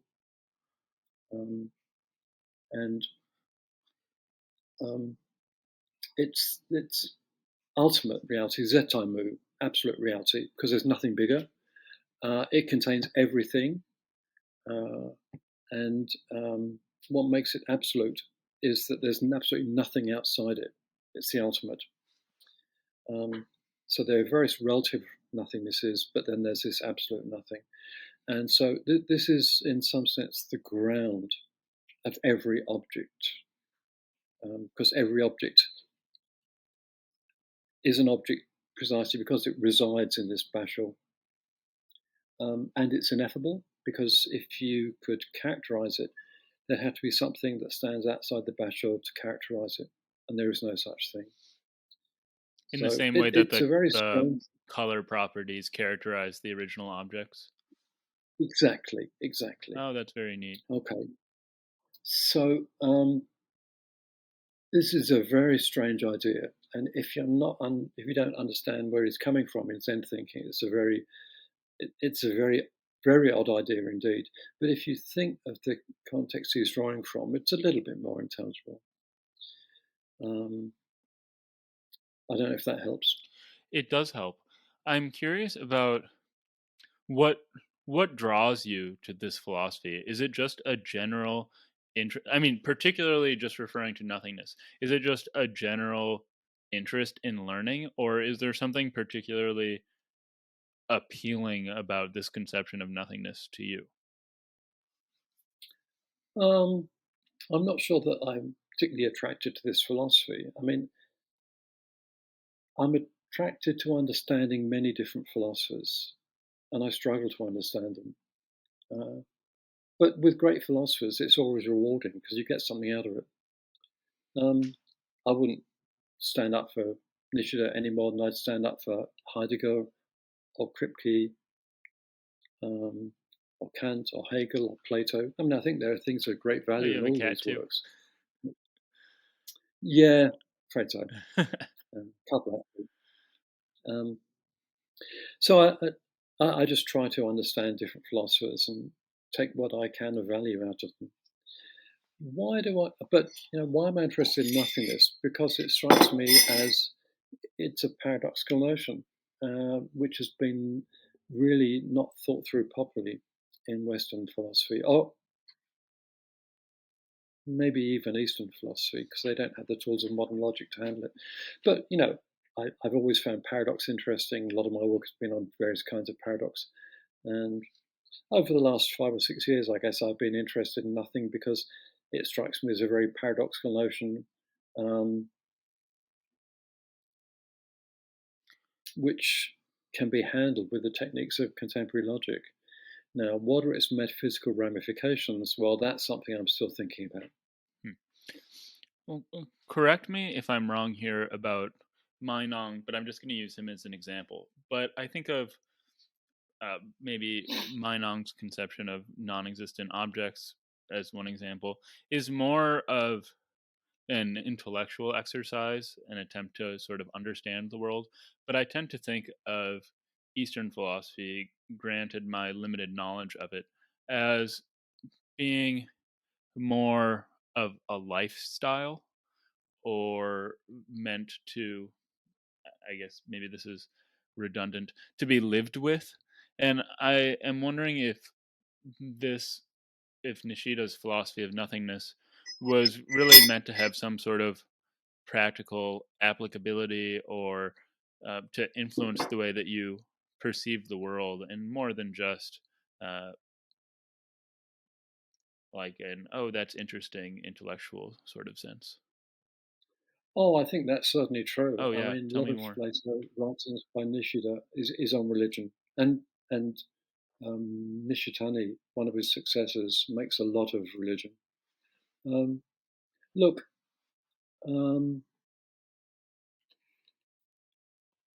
I think it's true that nearly all the Eastern philosophical traditions have some kind of religious entanglement, or maybe religion is the wrong word, entanglement about how to live. So I wasn't totally off the mark. No, Okay. I think that's right. But then just think how much Western philosophy is of this kind. Obviously, medieval philosophy is like that because it's entangled with Christianity, but so is much Hellenic philosophy, scepticism, Stoicism. So is Plato, big time. Mm-hmm. Okay. One thing about Western philosophy, which has never really happened in the East, is that around the scientific revolution there's a break where philosophy and religion become disentangled. Not entirely, but philosophy makes its own way, and that I don't think happened in the East. Now, you might hear this in two ways. You might think that philosophy in the West lost something terribly important when it made this break, because we don't now in the West talk much about probably the biggest practical philosophical problem of all: how to live. I mean, this drives so much philosophy before the scientific revolution, and you can think of Eastern philosophy as having retained that central question. Okay, so in that way, you might think of it as a loss. You might think of it again as well, because the break from religion has allowed us to engage in philosophical issues in a kind of much more freewheeling way than we did before. Western philosophy is not tied to any religious picture.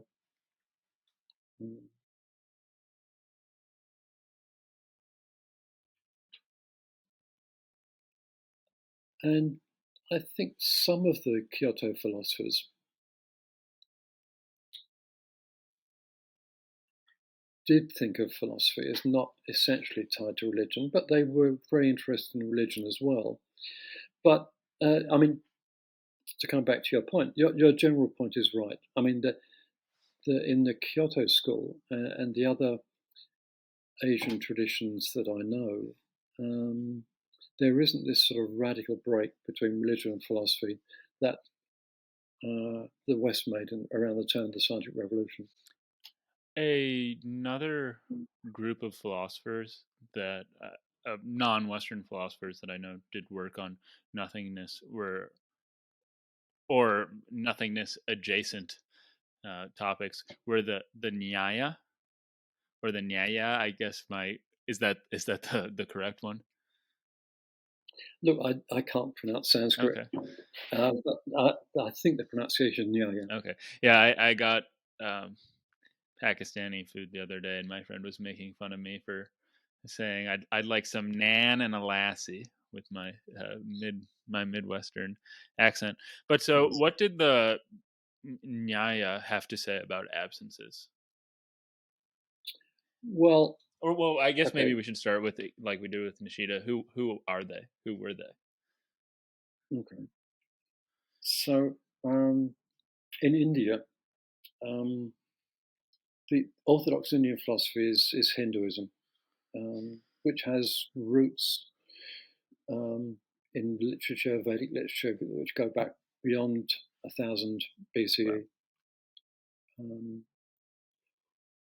But around the turn of the Common Era, you get the development of a number of different schools of Hindu thought. And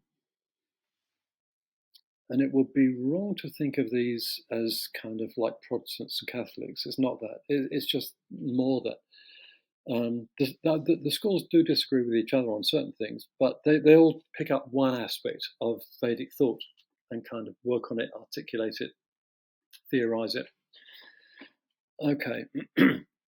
And the Nyāya were one of these schools. There are 6 Orthodox Hindu schools, although often they're thought of as coming in pairs for reasons we can go into if you like. The Nyāya were the epistemologists. So they're interested in logic, in reasoning, epistemology, metaphysics to the extent that gets engaged in epistemology. Nothingness. And they're often coupled with another school of Hindu thought called Vaisheshika, who are more interested in metaphysical questions. And often those two philosophers, Nyāya and Vaisheshika, are paired together. Okay. So one thing that these two schools do is have a bunch of categories. And these are categories in the same sense that Aristotle has a bunch of categories. Okay. So you look at Aristotle's categories, they're things like substance, place, time. Okay, I don't know all the others, I've forgotten them. But they're the categories of the things in reality. And the Nyāya Vaisheshika have a bunch of categories. Some of Some are similar to Aristotle, some are different. But one of them that the Nyāya have, especially in later Nyāya thinking, is absences. So they take absences to be part of reality. And they have a sophisticated theory of absences, a categorization of different kinds of absences. Nothingness is, of course, if it's anything at all, is the biggest absence of all. And I'm not sure that they talk much about nothingness, but they had a categorization of other kinds of absences. To say that absences are, I don't know what word you used, but it was something. Did you say that absences exist? That they hold that absences exist? I said they're part of the world. Part of the world. And are they in the Nyaya philosophy existent objects? I suppose obviously you have to impose our vocabulary or diction onto them to make that distinction, but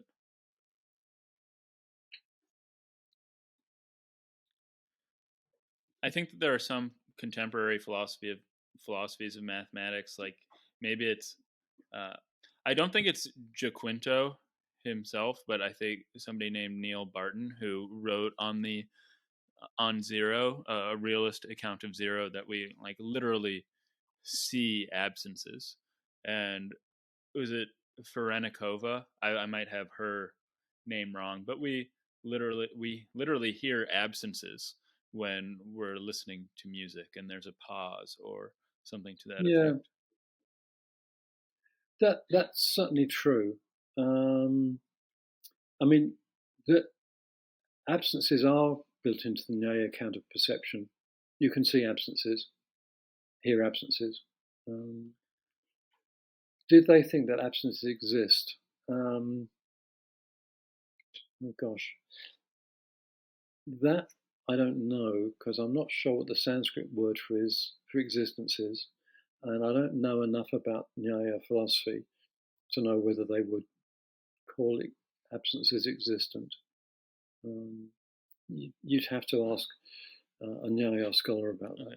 And you did say that I could ask you more about this, which was, you said the Hindu schools come in pairs, and my first thought is that that just seems like a natural way of balancing things out. You have one school and then their opponent, and then as they battle it out, their ideas get refined. Is that why there were always two schools?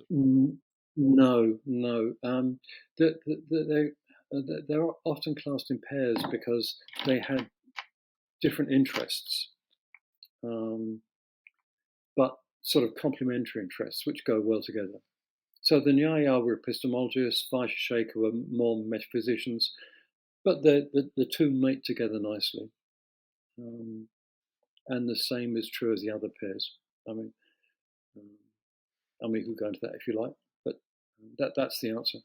Okay. We started off this conversation. I asked you about, I mean, you worked in so many things, how you came to accrue those interests, and something that you said just a few minutes ago, that the biggest question in philosophy has historically been how to live, but you weren't really getting that in contemporary, again, I'll use scare quotes, analytic philosophy.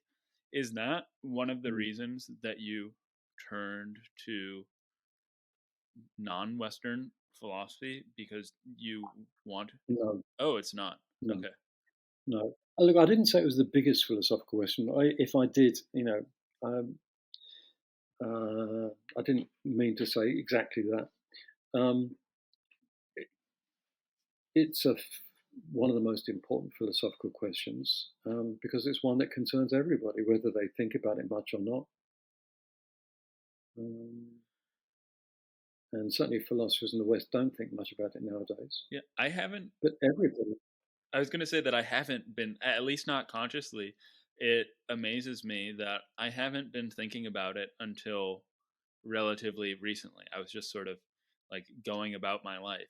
But just within the past couple of years, maybe because of lots of therapy and realizing I was unhappy with a lot of things that I was doing, I've been thinking a lot more about how to live my life.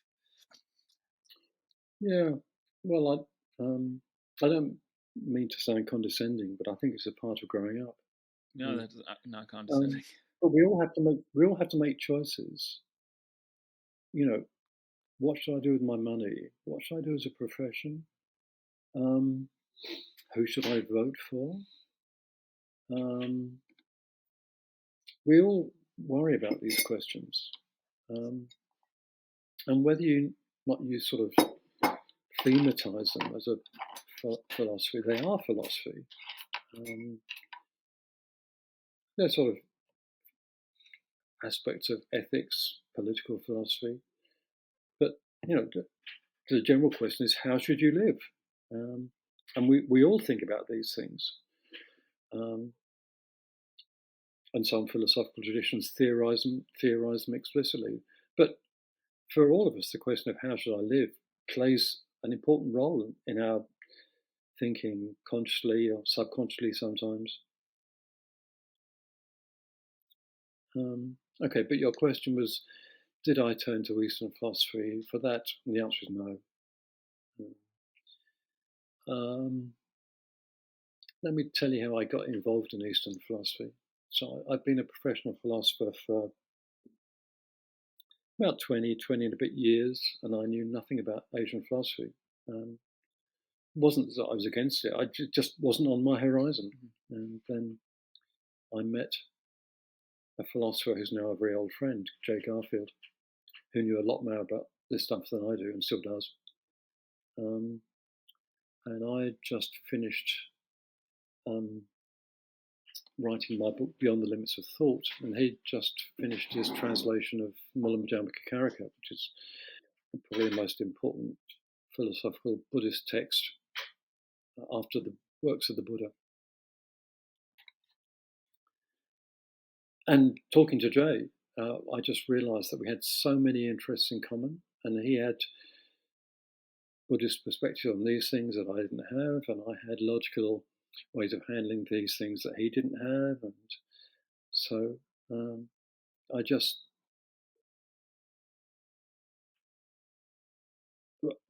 realized that there were so many rich traditions in philosophy that I knew nothing about, and I determined to make a point of teaching myself some things about them. But for a long time, I was interested more in the metaphysics than the ethics. The ethics is a more recent interest, I guess. I was talking to Justin Clark Doan of Columbia, and I was very interested, surprised, pleased to hear that his first interest in philosophy was actually Indian philosophy and Indian metaphysics, but it was only really because it's kind of hard to get a job in that he focused more on the logic side to begin with. But he said jokingly that now that he has tenure, he's going to devote a lot more time to that, which is pretty cool. Well, I'm very pleased to hear that. Mm-hmm. It's true that Western philosophy has almost entirely ignored the Asian traditions. There are exceptions, like Schopenhauer, like Hegel, maybe Leibniz. But generally speaking, certainly in the modern Anglo profession, probably the modern Western profession, no attention has been paid to it. In fact, it was quite typical to find encyclopedias which said the Asian traditions aren't philosophy at all. They're religion, they're wise men pronouncements, they're oracular, they're spiritual. Look, they do have those dimensions, so does a lot of Western philosophy. But these pronouncements about the Asian traditions were held by people who had obviously never read the texts, because you cannot read the text and not recognize that these people are engaged with philosophical questions that any Western philosopher will recognize. Okay. What's the nature of the world? How should I live? Is there a God? How should you reason? How do you know any of these things? And these guys are often have very sophisticated views. And, if you read a lot of the Indian texts, they read like sort of many medieval Western texts, thesis, objection, reply, counter-reply, objection, thesis, explicitly structured like this, So these guys, argue hard. So these things are important philosophical traditions that the West has largely ignored. If we want to teach just Western philosophy, we should call ourselves departments of Western philosophy, not pretend that we're doing philosophy überhaupt. And I'm delighted to see that very slowly an awareness of the Eastern traditions is sort of slowly permeating into Western academia. I think this is for many reasons, but whatever the reasons, it's really good this is happening, and I look forward to the time, maybe in 20 or 30 years, where the Eastern canons play as much role in the West as the Western canons. Yeah, one of the really wonderful things about having a podcast is I get to talk to people at length that I wouldn't so easily be able to get office hours with. But like next week, I'm going to be talking to Peter Adamson of The History of Philosophy Without Any Breaks. Sure. And we'll be able to talk about Islamic philosophy for the whole time. Excellent. And excellent. Yeah, no, he's terrific on that. Yeah, and I was speaking to another philosopher, Barry Lamb, and we were talking about a metaphysical problem that medieval philosophers were dealing with, which is reincarnation metaphysical problems with reincarnation, particularly related to cannibals. And because if a cannibal eats somebody else and part of their body becomes part of their body, the cannibal's body, then there's like not enough to go around. You have like duplicates when everybody's resurrected. And I asked him about why this problem was like so compelling to him to do a podcast on it, when it seems so sort of silly to us now. And he put it very nicely in a way that I've been thinking a lot about since then. And he sort of thought of it as an exercise in world building, where you're just trying to tell like a consistent story, and you don't have to view it as like a problem in our actual world, but you're trying to maybe sort out a possible world. And thinking about it in this way makes all these other philosophies much more fascinating to me. I can now see them as puzzles in a way that maybe before I somewhat dismissively thought of them as being wrong or misguided or something like that. Yeah, I don't know the medieval debates you're talking about, but I can sympathise with this picture. I mean, if you look at the great philosophers, they all have a world picture. Plato, Kant, Wittgenstein, who had two, Heidegger, Marx, Nagarjuna, Dogen.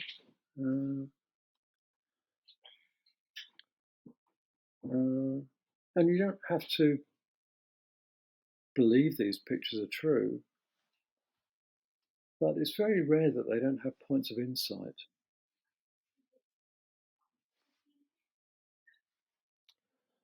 And I think this is one of the things about a great philosopher. Actually, this is taking us back to the question of what makes a philosopher survive to be read in 300 years' time.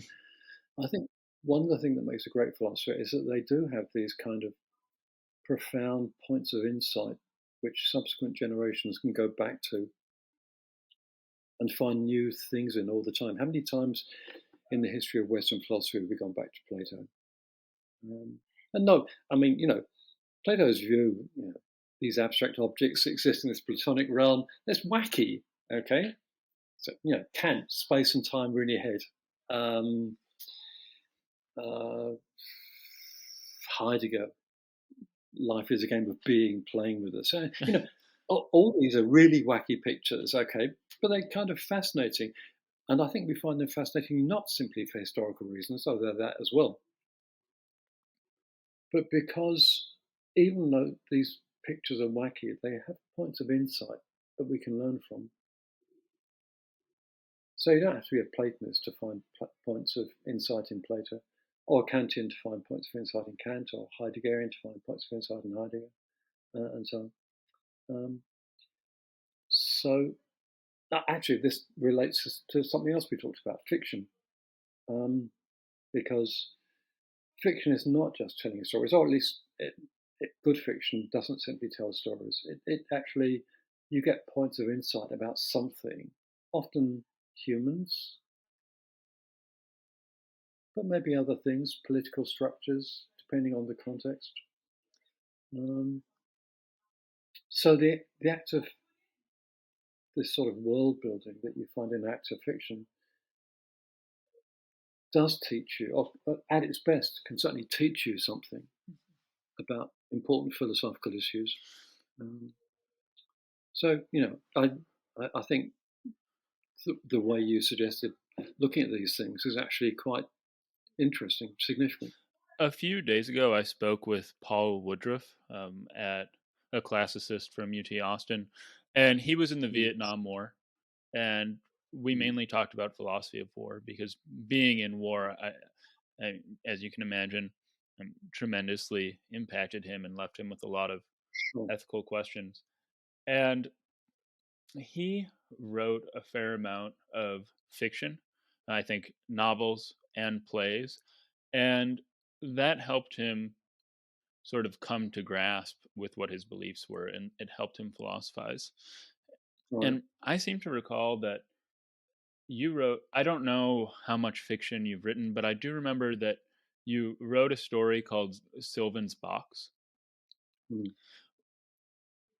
What exercise in world building, like what was that story? What was the exercise in world building there? And how did it relate to your philosophy?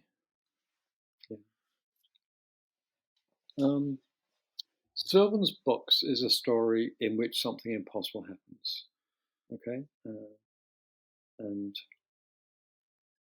the story centers around this impossibility. Okay. The origin of this story was as follows.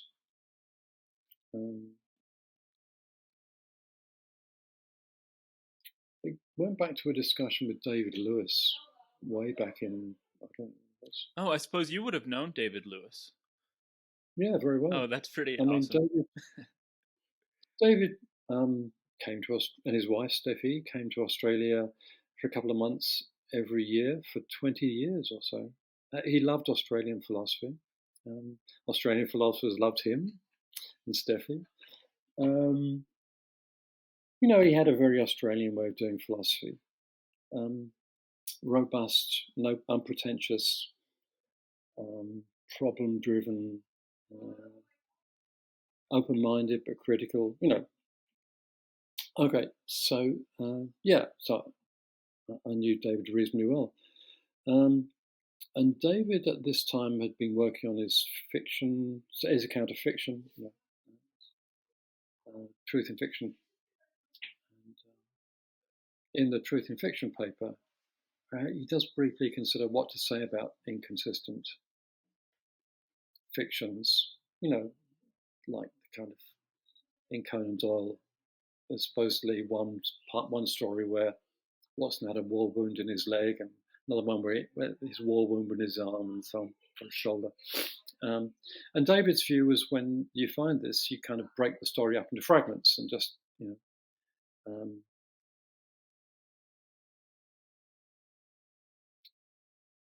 parse the story as two consistent fragments. And we were talking about this, and I said, but I don't believe that we must do this. Maybe that's the right way to treat the whole Sherlock Holmes story. But I reckon you could write a story which was essentially inconsistent. To break it up into fragments would just be to get it wrong. And David was skeptical. So I said about putting my money where my mouth was and wrote the story. And I think David, honest broker that he was, agreed. So what was the actual story? Or if you don't want to give it away, that's all right too. Okay, look, what I'm going to say at this point is just Google it. You'll find all sorts of copies, easy to find. It's only a 10-page story. Okay. Rather than spill the beans, I'd Yeah, totally fine. rather say to any interested listeners, please go read it. Sure. Now, back to that, perhaps not the most important question, but one of the big questions, how to live one's life, is selfishly for me, though I'm sure, I mean, it's not just me, but how does Zen philosophy in general help guide one in their life? And I'm wondering, is there a slogan to Zen philosophy, in the sense that I think that, I mean, you might epitomize Christianity with turn the other cheek, but then, I mean, you obviously can't epitomize analytic philosophy with a slogan. Maybe one of Quine's would be fitting to some extent, but what is, I mean, the general gist or motivation behind Zen?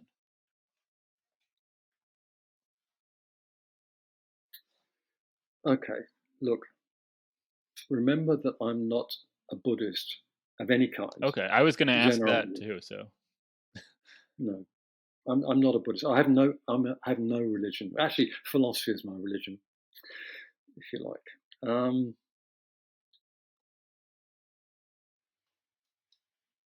but I suppose, I mean, in the same way that you said that you can take things from Heidegger or Nishida or Kant, I mean, you've still probably taken things from Buddhism. Oh, absolutely. Um, I mean, core Buddhism was laid out by the Buddha in his first sermon, and roughly speaking, it's you know life's characterized by unhappy things that happen to you and everybody.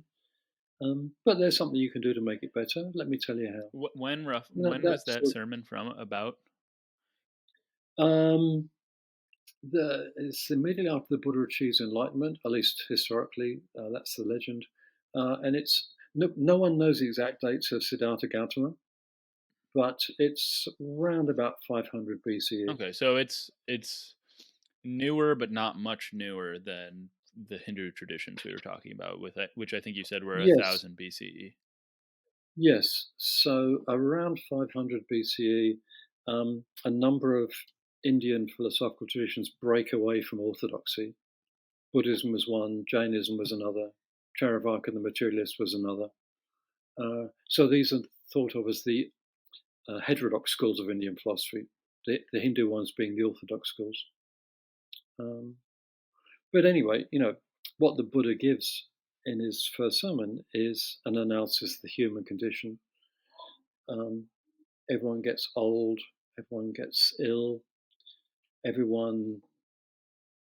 things happen to everyone they don't like, sometimes really don't like, and that's sometimes called the first noble truth, and it's pretty obvious when you think about it. But then the philosophy goes on. One reason we get upset by all these things is because we misunderstand the world in which we live, who we are, what the world is like. So one very important thing is to get your head around how the world works. And then a lot of Buddhist philosophy is like that. And then how the world works is subject to a great deal of philosophical analysis in the next 2,500 years by Buddhist philosophers. And Zen has some very particular takes on this. And look, I'm not going to try and summarize it in a catchy phrase. I don't think that's possible. Yeah. But one thing that Zen emphasizes, perhaps more than any other Buddhist school, is that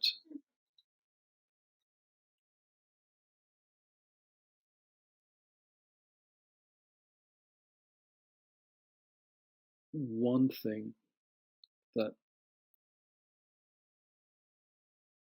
causes the suffering we experience is the fact that we're not living in the present.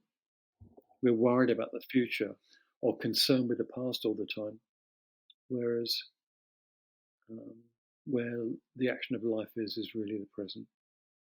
So, is there anything like a proof of this that's offered in Buddhist philosophy, or is it just something that you're supposed to take as self-evident, or something you're supposed to have gathered from your own experience? Look, there are lots of moving parts of Buddhism. The first noble truth that life is, are always going to be events of suffering, I think is pretty much common sense. The analysis of how the world works, I don't think is common sense. I think a lot of it is very uncommonsensical. And philosophers come up with these. And of course, the arguments they come up with depend upon how they articulate the analysis of what reality is like. So there are lots of philosophical arguments in the Buddhist traditions. Buddhists arguing against non-Buddhist schools like Hindu schools, different Buddhist schools arguing about each other.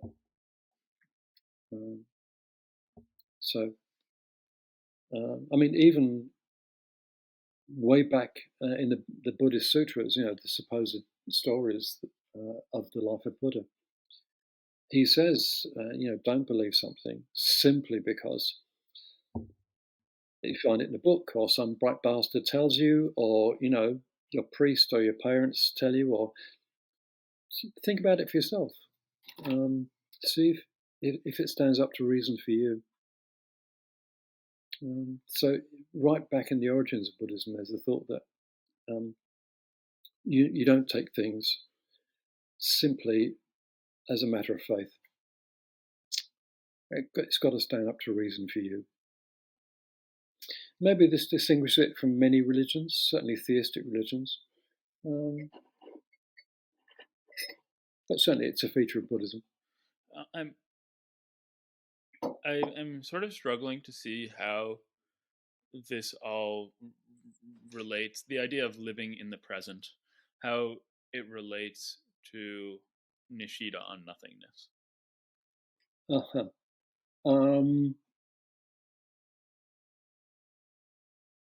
Okay, that's a complex question, and I'm not sure I've got enough grip on Nishida to give you a good answer to that.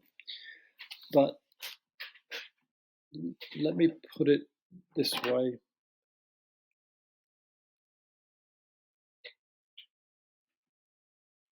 Ultimate reality is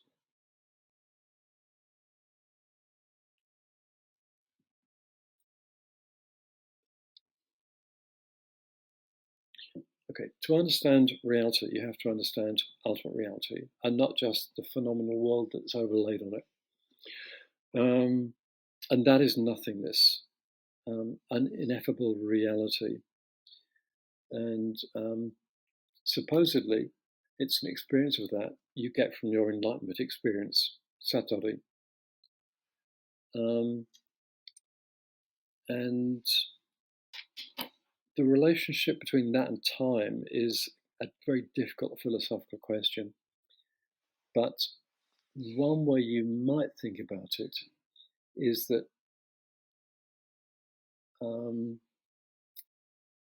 time, the past and the future, is a kind of conceptual construction that we put on our experiences, but it's not really part of ultimate reality. Think about Kant, if it helps, that time is in the mind of the beholder. It's not quite that, but it's a first approximation. So if you're worried about these conceptual constructions all the time, you're not worrying about what reality, what's really there. I don't know that I can do much better at the moment to address your concerns. That's fine. It seems to me like this emphasis on nothingness is somehow related maybe to nihilism, and can lead one to sort of let go of the suffering if you realize that it's all part of nothingness. I don't have a Yeah, sophisticated response. no, well, but the word nihilism is curious. I mean, it means many different things, and certainly some of the Kyoto schools made a big deal of it. But the main thought is that once you understand what reality is like, you do let go. So another part of the first sermon is that what was really upsetting about the things that happen to us in reality is the kind of grasping, the non-letting go that is part of our normal thinking. And when you see things as they really are, it can be conducive to letting go. I mean, so Zen is a form of Buddhism, and that's a connection it makes with very traditional Buddhist views. I think that you can, again, tell me if I'm wrong, but this discussion about the levels of reality probably qualifies as metaphysics. But Sure. okay, but in the same way that the Nyāya had a sophisticated, a philosophy of mind, maybe a philosophy of language, I get the sense that Zen also deals in the philosophy of mind and the philosophy of language. Yep. And Absolutely. so what are some of the philosophy of mind questions? I imagine that some of them are epistemological in the sort of dealing with the relation between the mind and the nothingness. But what are some of the other ones? Well, look, virtually every question that you're familiar with in Western philosophy of mind Like appears in the consciousness. Buddhist traditions. Sure, absolutely. And I'm sure that there's not a singular account, because you mentioned that there are lots of moving parts. But what might be a way in which a Buddhist philosopher, Nishida perhaps, addresses consciousness? Well, look, there are many schools of Buddhist philosophy, and they disagree with each other big time about many things, including the nature and the role of consciousness. Okay.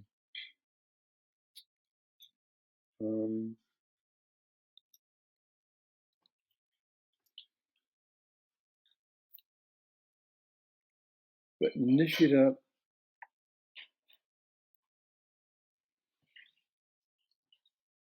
often understands absolute reality, or Zetamu, absolute nothingness, as the fundamental consciousness.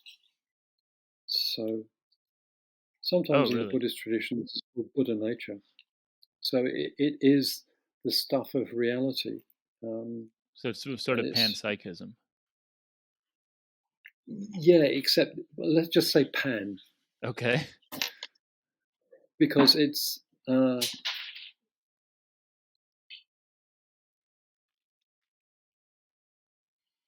the stuff of which you are aware when you experience reality. But in the experience of reality, the subject-object distinction disappears. So it would be wrong to say it's the mind. The mind also disappears. And then with regard to philosophy of language, a lot of the philosophy of mind questions I think of as really occurring quite naturally, like what is consciousness, what is a representation, what am I representing? Well, maybe that's less of a natural question, but I think of the questions in philosophy of language as being more recent and more specialized. Well, that's true. As I'm sure you know, philosophy in the West is often said to make a linguistic term. Right, around Austin. No, at the start of the 20th century. Okay. So, Frege, Husserl, Okay. And so many philosophers after that are concerned with language. Whether it's Derrida or Foucault or Quine or Carnap or you name it. So I'm not talking about ordinary language philosophy. That's just one way in which people have focused on language. But so much of language in the philosophy in the 20th century concerns language. Maybe we're coming out the other side of that now. It's not that we think the language is unimportant, but we've thought that it's not the be-all and end-all of everything. I don't know that Eastern philosophers ever made the linguistic turn. Sorry, I don't think I've answered your question. I'm not sure you asked a question. You put me back on track. Yeah, my question, what I was leading toward at least, was what are some of the central questions in the Buddhist philosophy of language? Granted that they didn't make this linguistic turn. I mean, we pointed to one thing, or I pointed to one thing, which was when we were speaking about ineffability. I mean, how our words can refer to this absolute nothingness, which they can't. But what are some of the other issues? Well, there are several issues in the philosophy of language that arise in the Buddhist tradition. One is the question of the relationship between language and reality. To what extent is reality linguistically determined, or to what extent is our experience of reality linguistically determined? That's important. What does that mean? Another question, that our world is linguistically determined.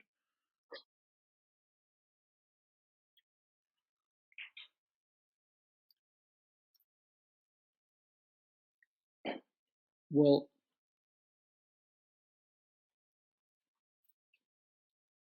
The first thing that comes to my mind is, I don't know if I think that there's some other name involved, but maybe like the wharf hypothesis, something like that, where, I mean, the story is that when the colonists landed in South America, the indigenous people didn't have a word for ships like that, so they saw people as riding on clouds when they arrived on the shore. And in that sense, I can see how the world would be linguistically determined. Let's not go into the wharf hypothesis, because that's a bit of a mess.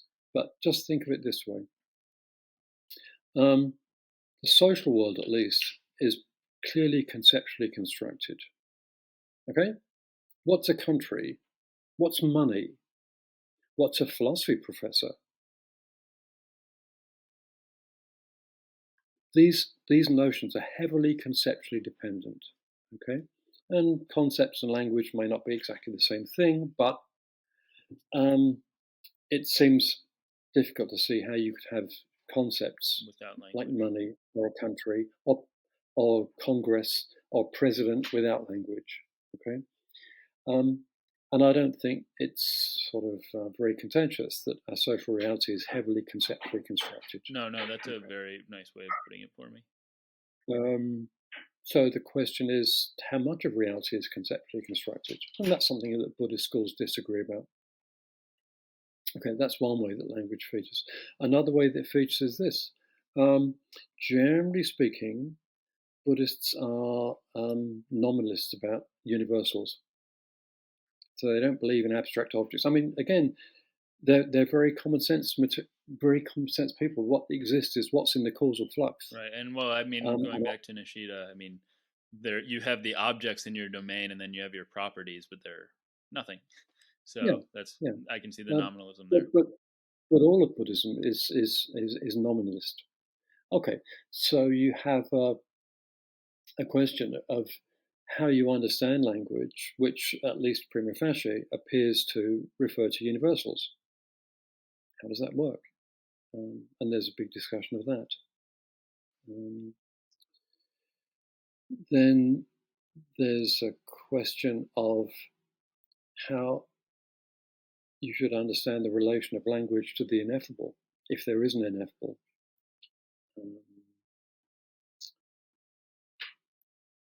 So that's something that's been taken up by Buddhist commentators in the last, I guess, 60 or 70 years. In the Zen tradition, do you have to think of language as performative or paradoxical, or so that's three, okay. And some of those, I guess, are familiar to the West, at least the first two. Mm-hmm. Now, those two, talking about the philosophy of mind and the philosophy of language, at least, those two topics don't clearly, to me, at least, relate to how we should live our life, but clearly ethics does. And we haven't talked at all about Buddhist ethics. And how do Buddhist ethics differ from Western ethics? Maybe that's a good way of explaining what Buddhist ethics are. But again, I'll add the caveat that I understand that when I say Buddhist ethics, that's quite referentially vague, since there are all these different philosophers. Yeah. Look, it's true that many of the things we've been talking about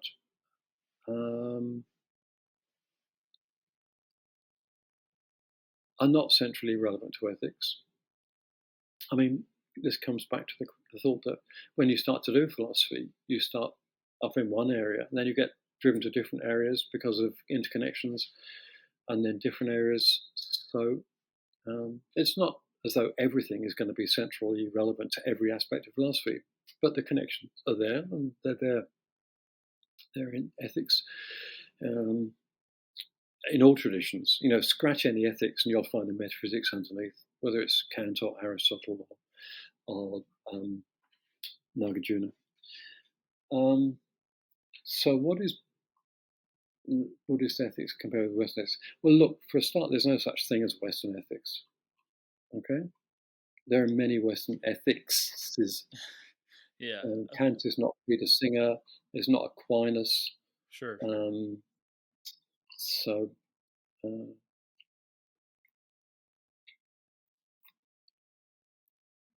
there are many different ethical traditions in the West. Buddhist ethics is pretty variegated, but it has a certain unity. Well, I guess, though, just before you continue, when I say Western ethics, and I guess I have implicitly in mind Judeo-Christian ethics, which are themselves also not uniquely specified. But I wasn't particularly referring to the Western philosophers, so maybe that was ambiguous. Yeah. Well, I mean, certainly lots of significant Western philosophers have not been Christians. Right, certainly. Like Peter Singer, or actually, I don't know whether Rawls is a Christian or not, but Marx certainly wasn't. Kant certainly was a Christian, and there are very clearly Christian aspects to his philosophy. I'm not sure that his ethics is something that a non-Christian could not subscribe to. But anyway, I mean, we can agree that there are many different ethical systems in the West.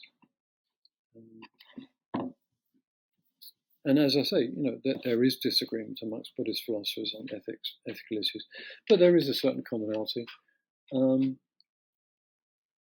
One thing that most Buddhist ethicists will agree on is that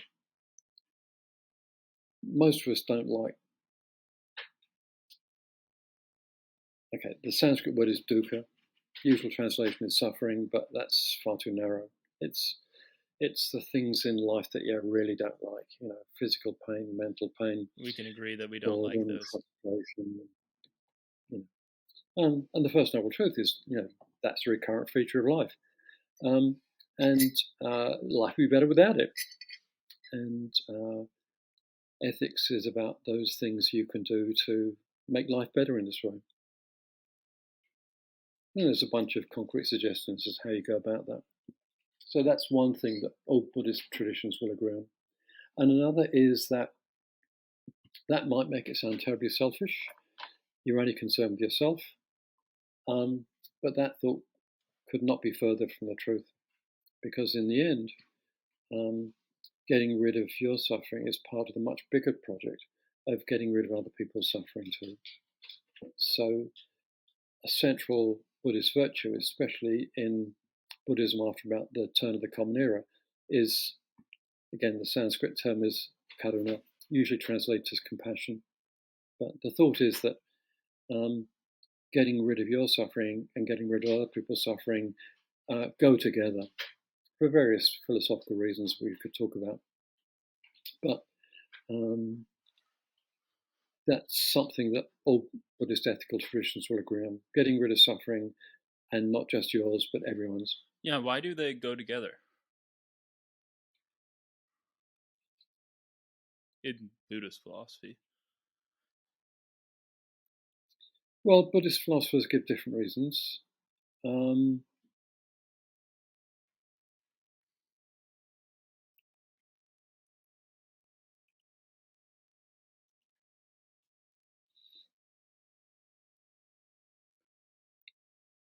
Let's start with this.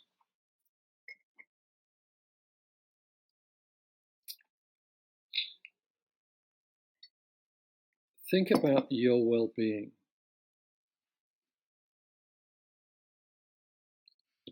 Are you dependent on other people? Absolutely. Yeah, it's obvious when you think about it. Mm-hmm. You need the people who produce the software for this podcast. You need the planes that you fly about in. You need people who grow your food. You need the doctors you go to. Okay. Unless those people flourish, you're not going to. You put all those people in a concentration camp and your life collapses, right? So, of course, many Western philosophers have made this point. Marx is the obvious example. But Buddhism sort of locates this in a very general metaphysical principle called pratitya samutpada, which is the fact that everything is in a network of causal flux. So if you're interested in your own well-being, you better be interested in the well-being of other people too. And reciprocally for them. Okay. So that's one thing that's often mentioned. And it does seem self-evident on some level that we'll be happier if we reduce our suffering and reduce suffering of other people. But I'm curious about what more concretely or practically have you taken from Zen and by extension Buddhist ethics to actually make your life better? I'm curious about this for selfish reasons too. Mm.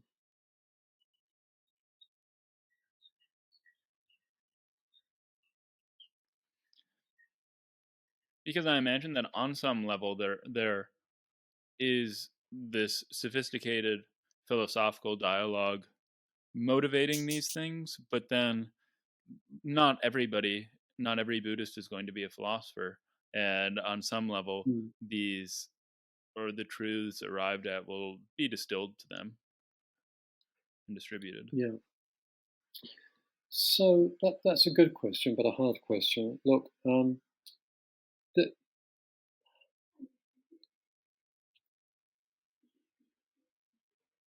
Buddhism or Buddhist ethics recommends various things in order to improve your quality of life, if I can put it like that.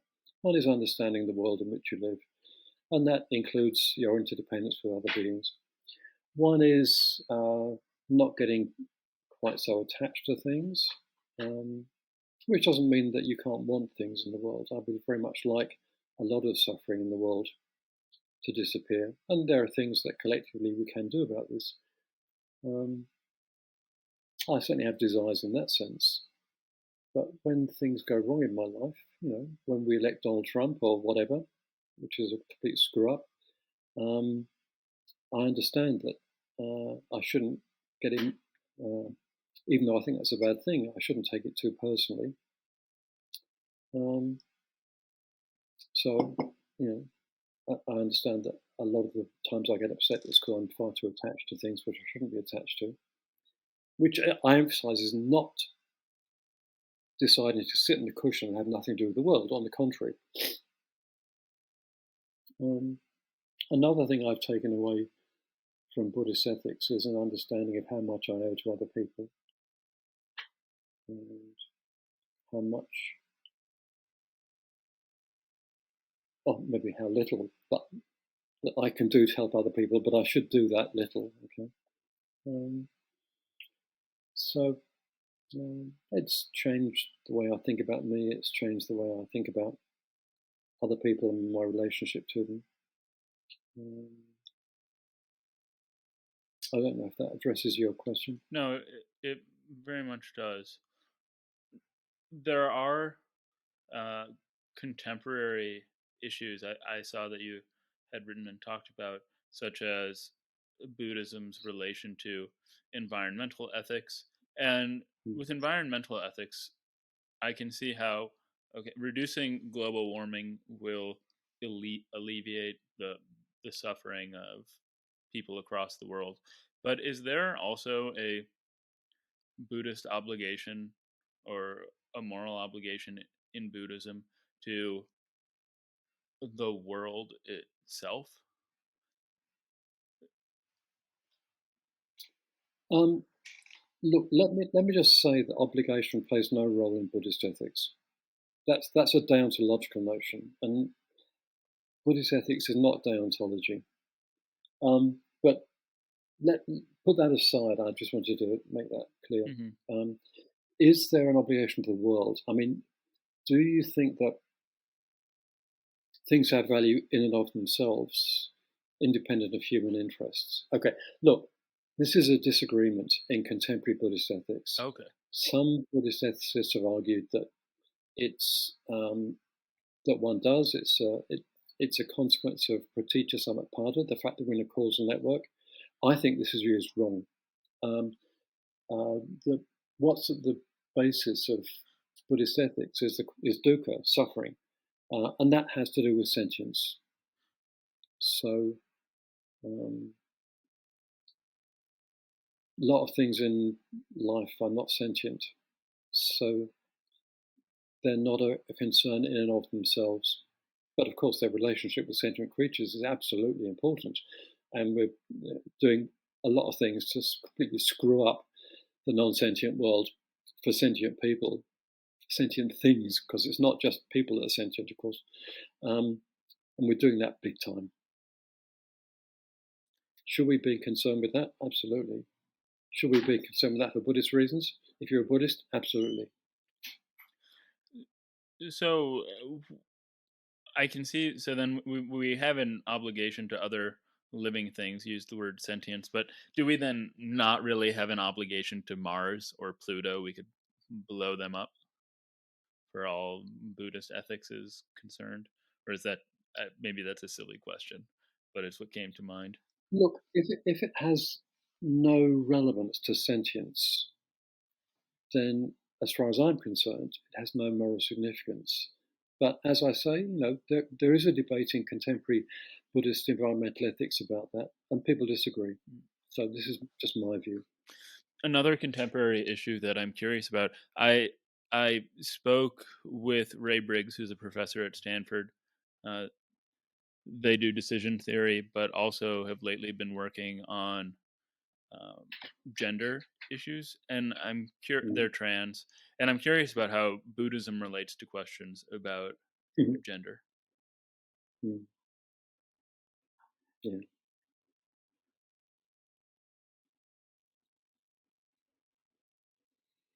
That's a very topical question. Uh-huh.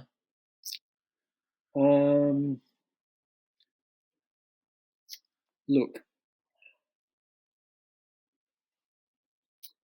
Buddhism as a religion has been sexually, gender, very, very patriarchal and conservative. Buddhism as a religion is just as patriarchal as Christianity, Oh, Islam. really? Oh, absolutely.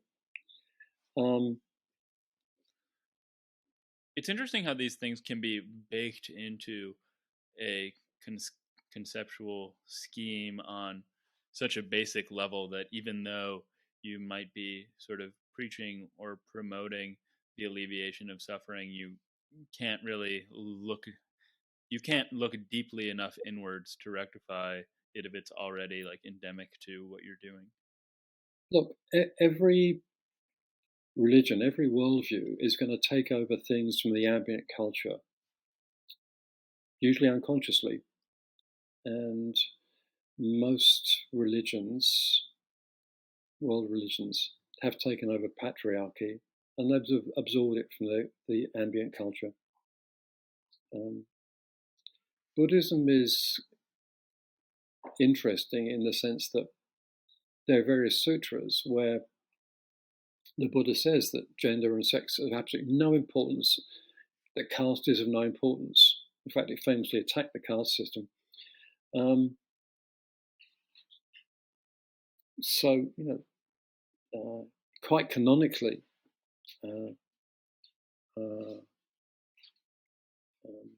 gender and sex are of no importance.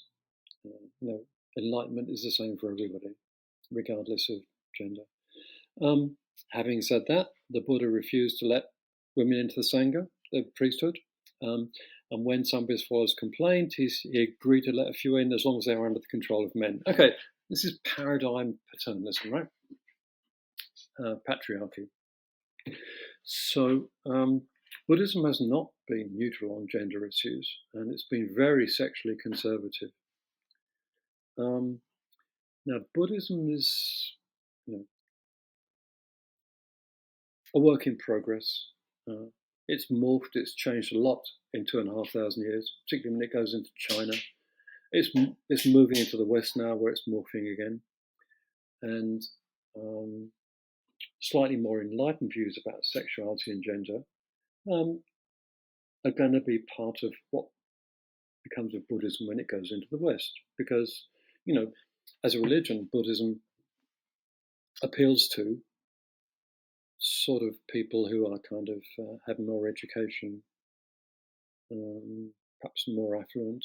And those are the areas where sort of women's rights, liberation, whatever you want to call it, have played a much larger role than some other sections of our society. So, hopefully the patriarchal aspects of Buddhism is now going to disappear, at least when Buddhism moves into the West, or perhaps more generally the modern world. Okay. So that's a kind of sociological comment. Then there's a philosophical issue about not just what Buddhism has made of these issues, but what Buddhism should have made of these issues. And I think the answer to that is pretty clear, that any forms of oppressive behavior, whether they're oppressive behavior because of gender, sexuality, class, religion, race, are all pernicious things which cause suffering and should be gotten rid of. I mean, so this is Buddhism hasn't been historically particularly engaged with political philosophy, but there's a movement called Engaged Buddhism, rise in the 20th century, pushed by people like Thich Nhat Hanh, the 14th Dalai Lama, Sulaksana, and Vedika, who are very conscious of the political ramifications of Buddhism. And I think that's entirely appropriate. Again, there are debates amongst scholars whether this is really part of Buddhism or not, but for my money it is. So we just talked a bit about questions about gender, and then you mentioned it wasn't embodied Buddhism. What was the phrase? Engaged Buddhism, and its relationship to politics. And granted that I was just talking about talking to Paul Woodruff about philosophy and war. I'm wondering what Buddhism's relation to war and peace is, because I seem to recall that, I mean, Buddhism is a pretty pacifistic or pacifist religion. Yet, Mm. so is there any say on maybe just war theory on whether or not it's ever okay to pick up arms, or do you just have to turn the other cheek, to repeat that Yeah. phrase? Okay. There's no such thing as just war theory in Buddhism. Uh, and war is violence. Look, okay, violence is a bad thing. War is obviously violent. War is a bad thing. And it's much better not to be violent. In fact, being violent is a bad thing.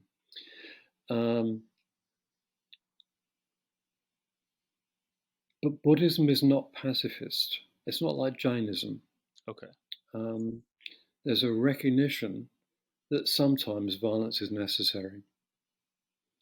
For example, there's one of the sutras which tells a story of the Buddha in a previous life when he's the captain of a ship and he knows that someone on the ship is going to kill all the passengers and rob them. And the only way he has of preventing this is killing the person.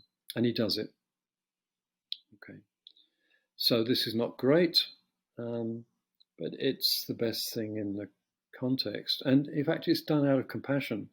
It's done out of compassion for the people who this person is going to kill, but it's also done out of compassion for the person who's going to kill them, because if they kill them, they're going to suffer badly themselves, when they're reborn or because of karma or whatever. So there is a recognition, a canonical recognition, that violence is sometimes necessary. It's better if you don't have to do it, but sometimes, we don't live in an ideal life and it is necessary. So the hard question is, when is it necessary? And there's going to be no concrete answer to that, because Buddhist ethics is particularistic. You've got to consider each case on its merits. But for sure, for the most part, when wars are fought, it is not justified. Well, the last thing I will ask today, since we're talking about violence now, is about your martial arts practice. Do you still practice martial arts? No, I gave it up when I moved to New York full time, just because there wasn't anybody here I wanted to train with. And what was it? What did you do? I practice karate do, and there are a number of big world variants of karate do. I practice the one called Shitoryu, and I practiced that for about 25 years. And was it at all related to your interest in Eastern philosophy? No, I started a long time before I knew anything about Eastern philosophy. So why did you start?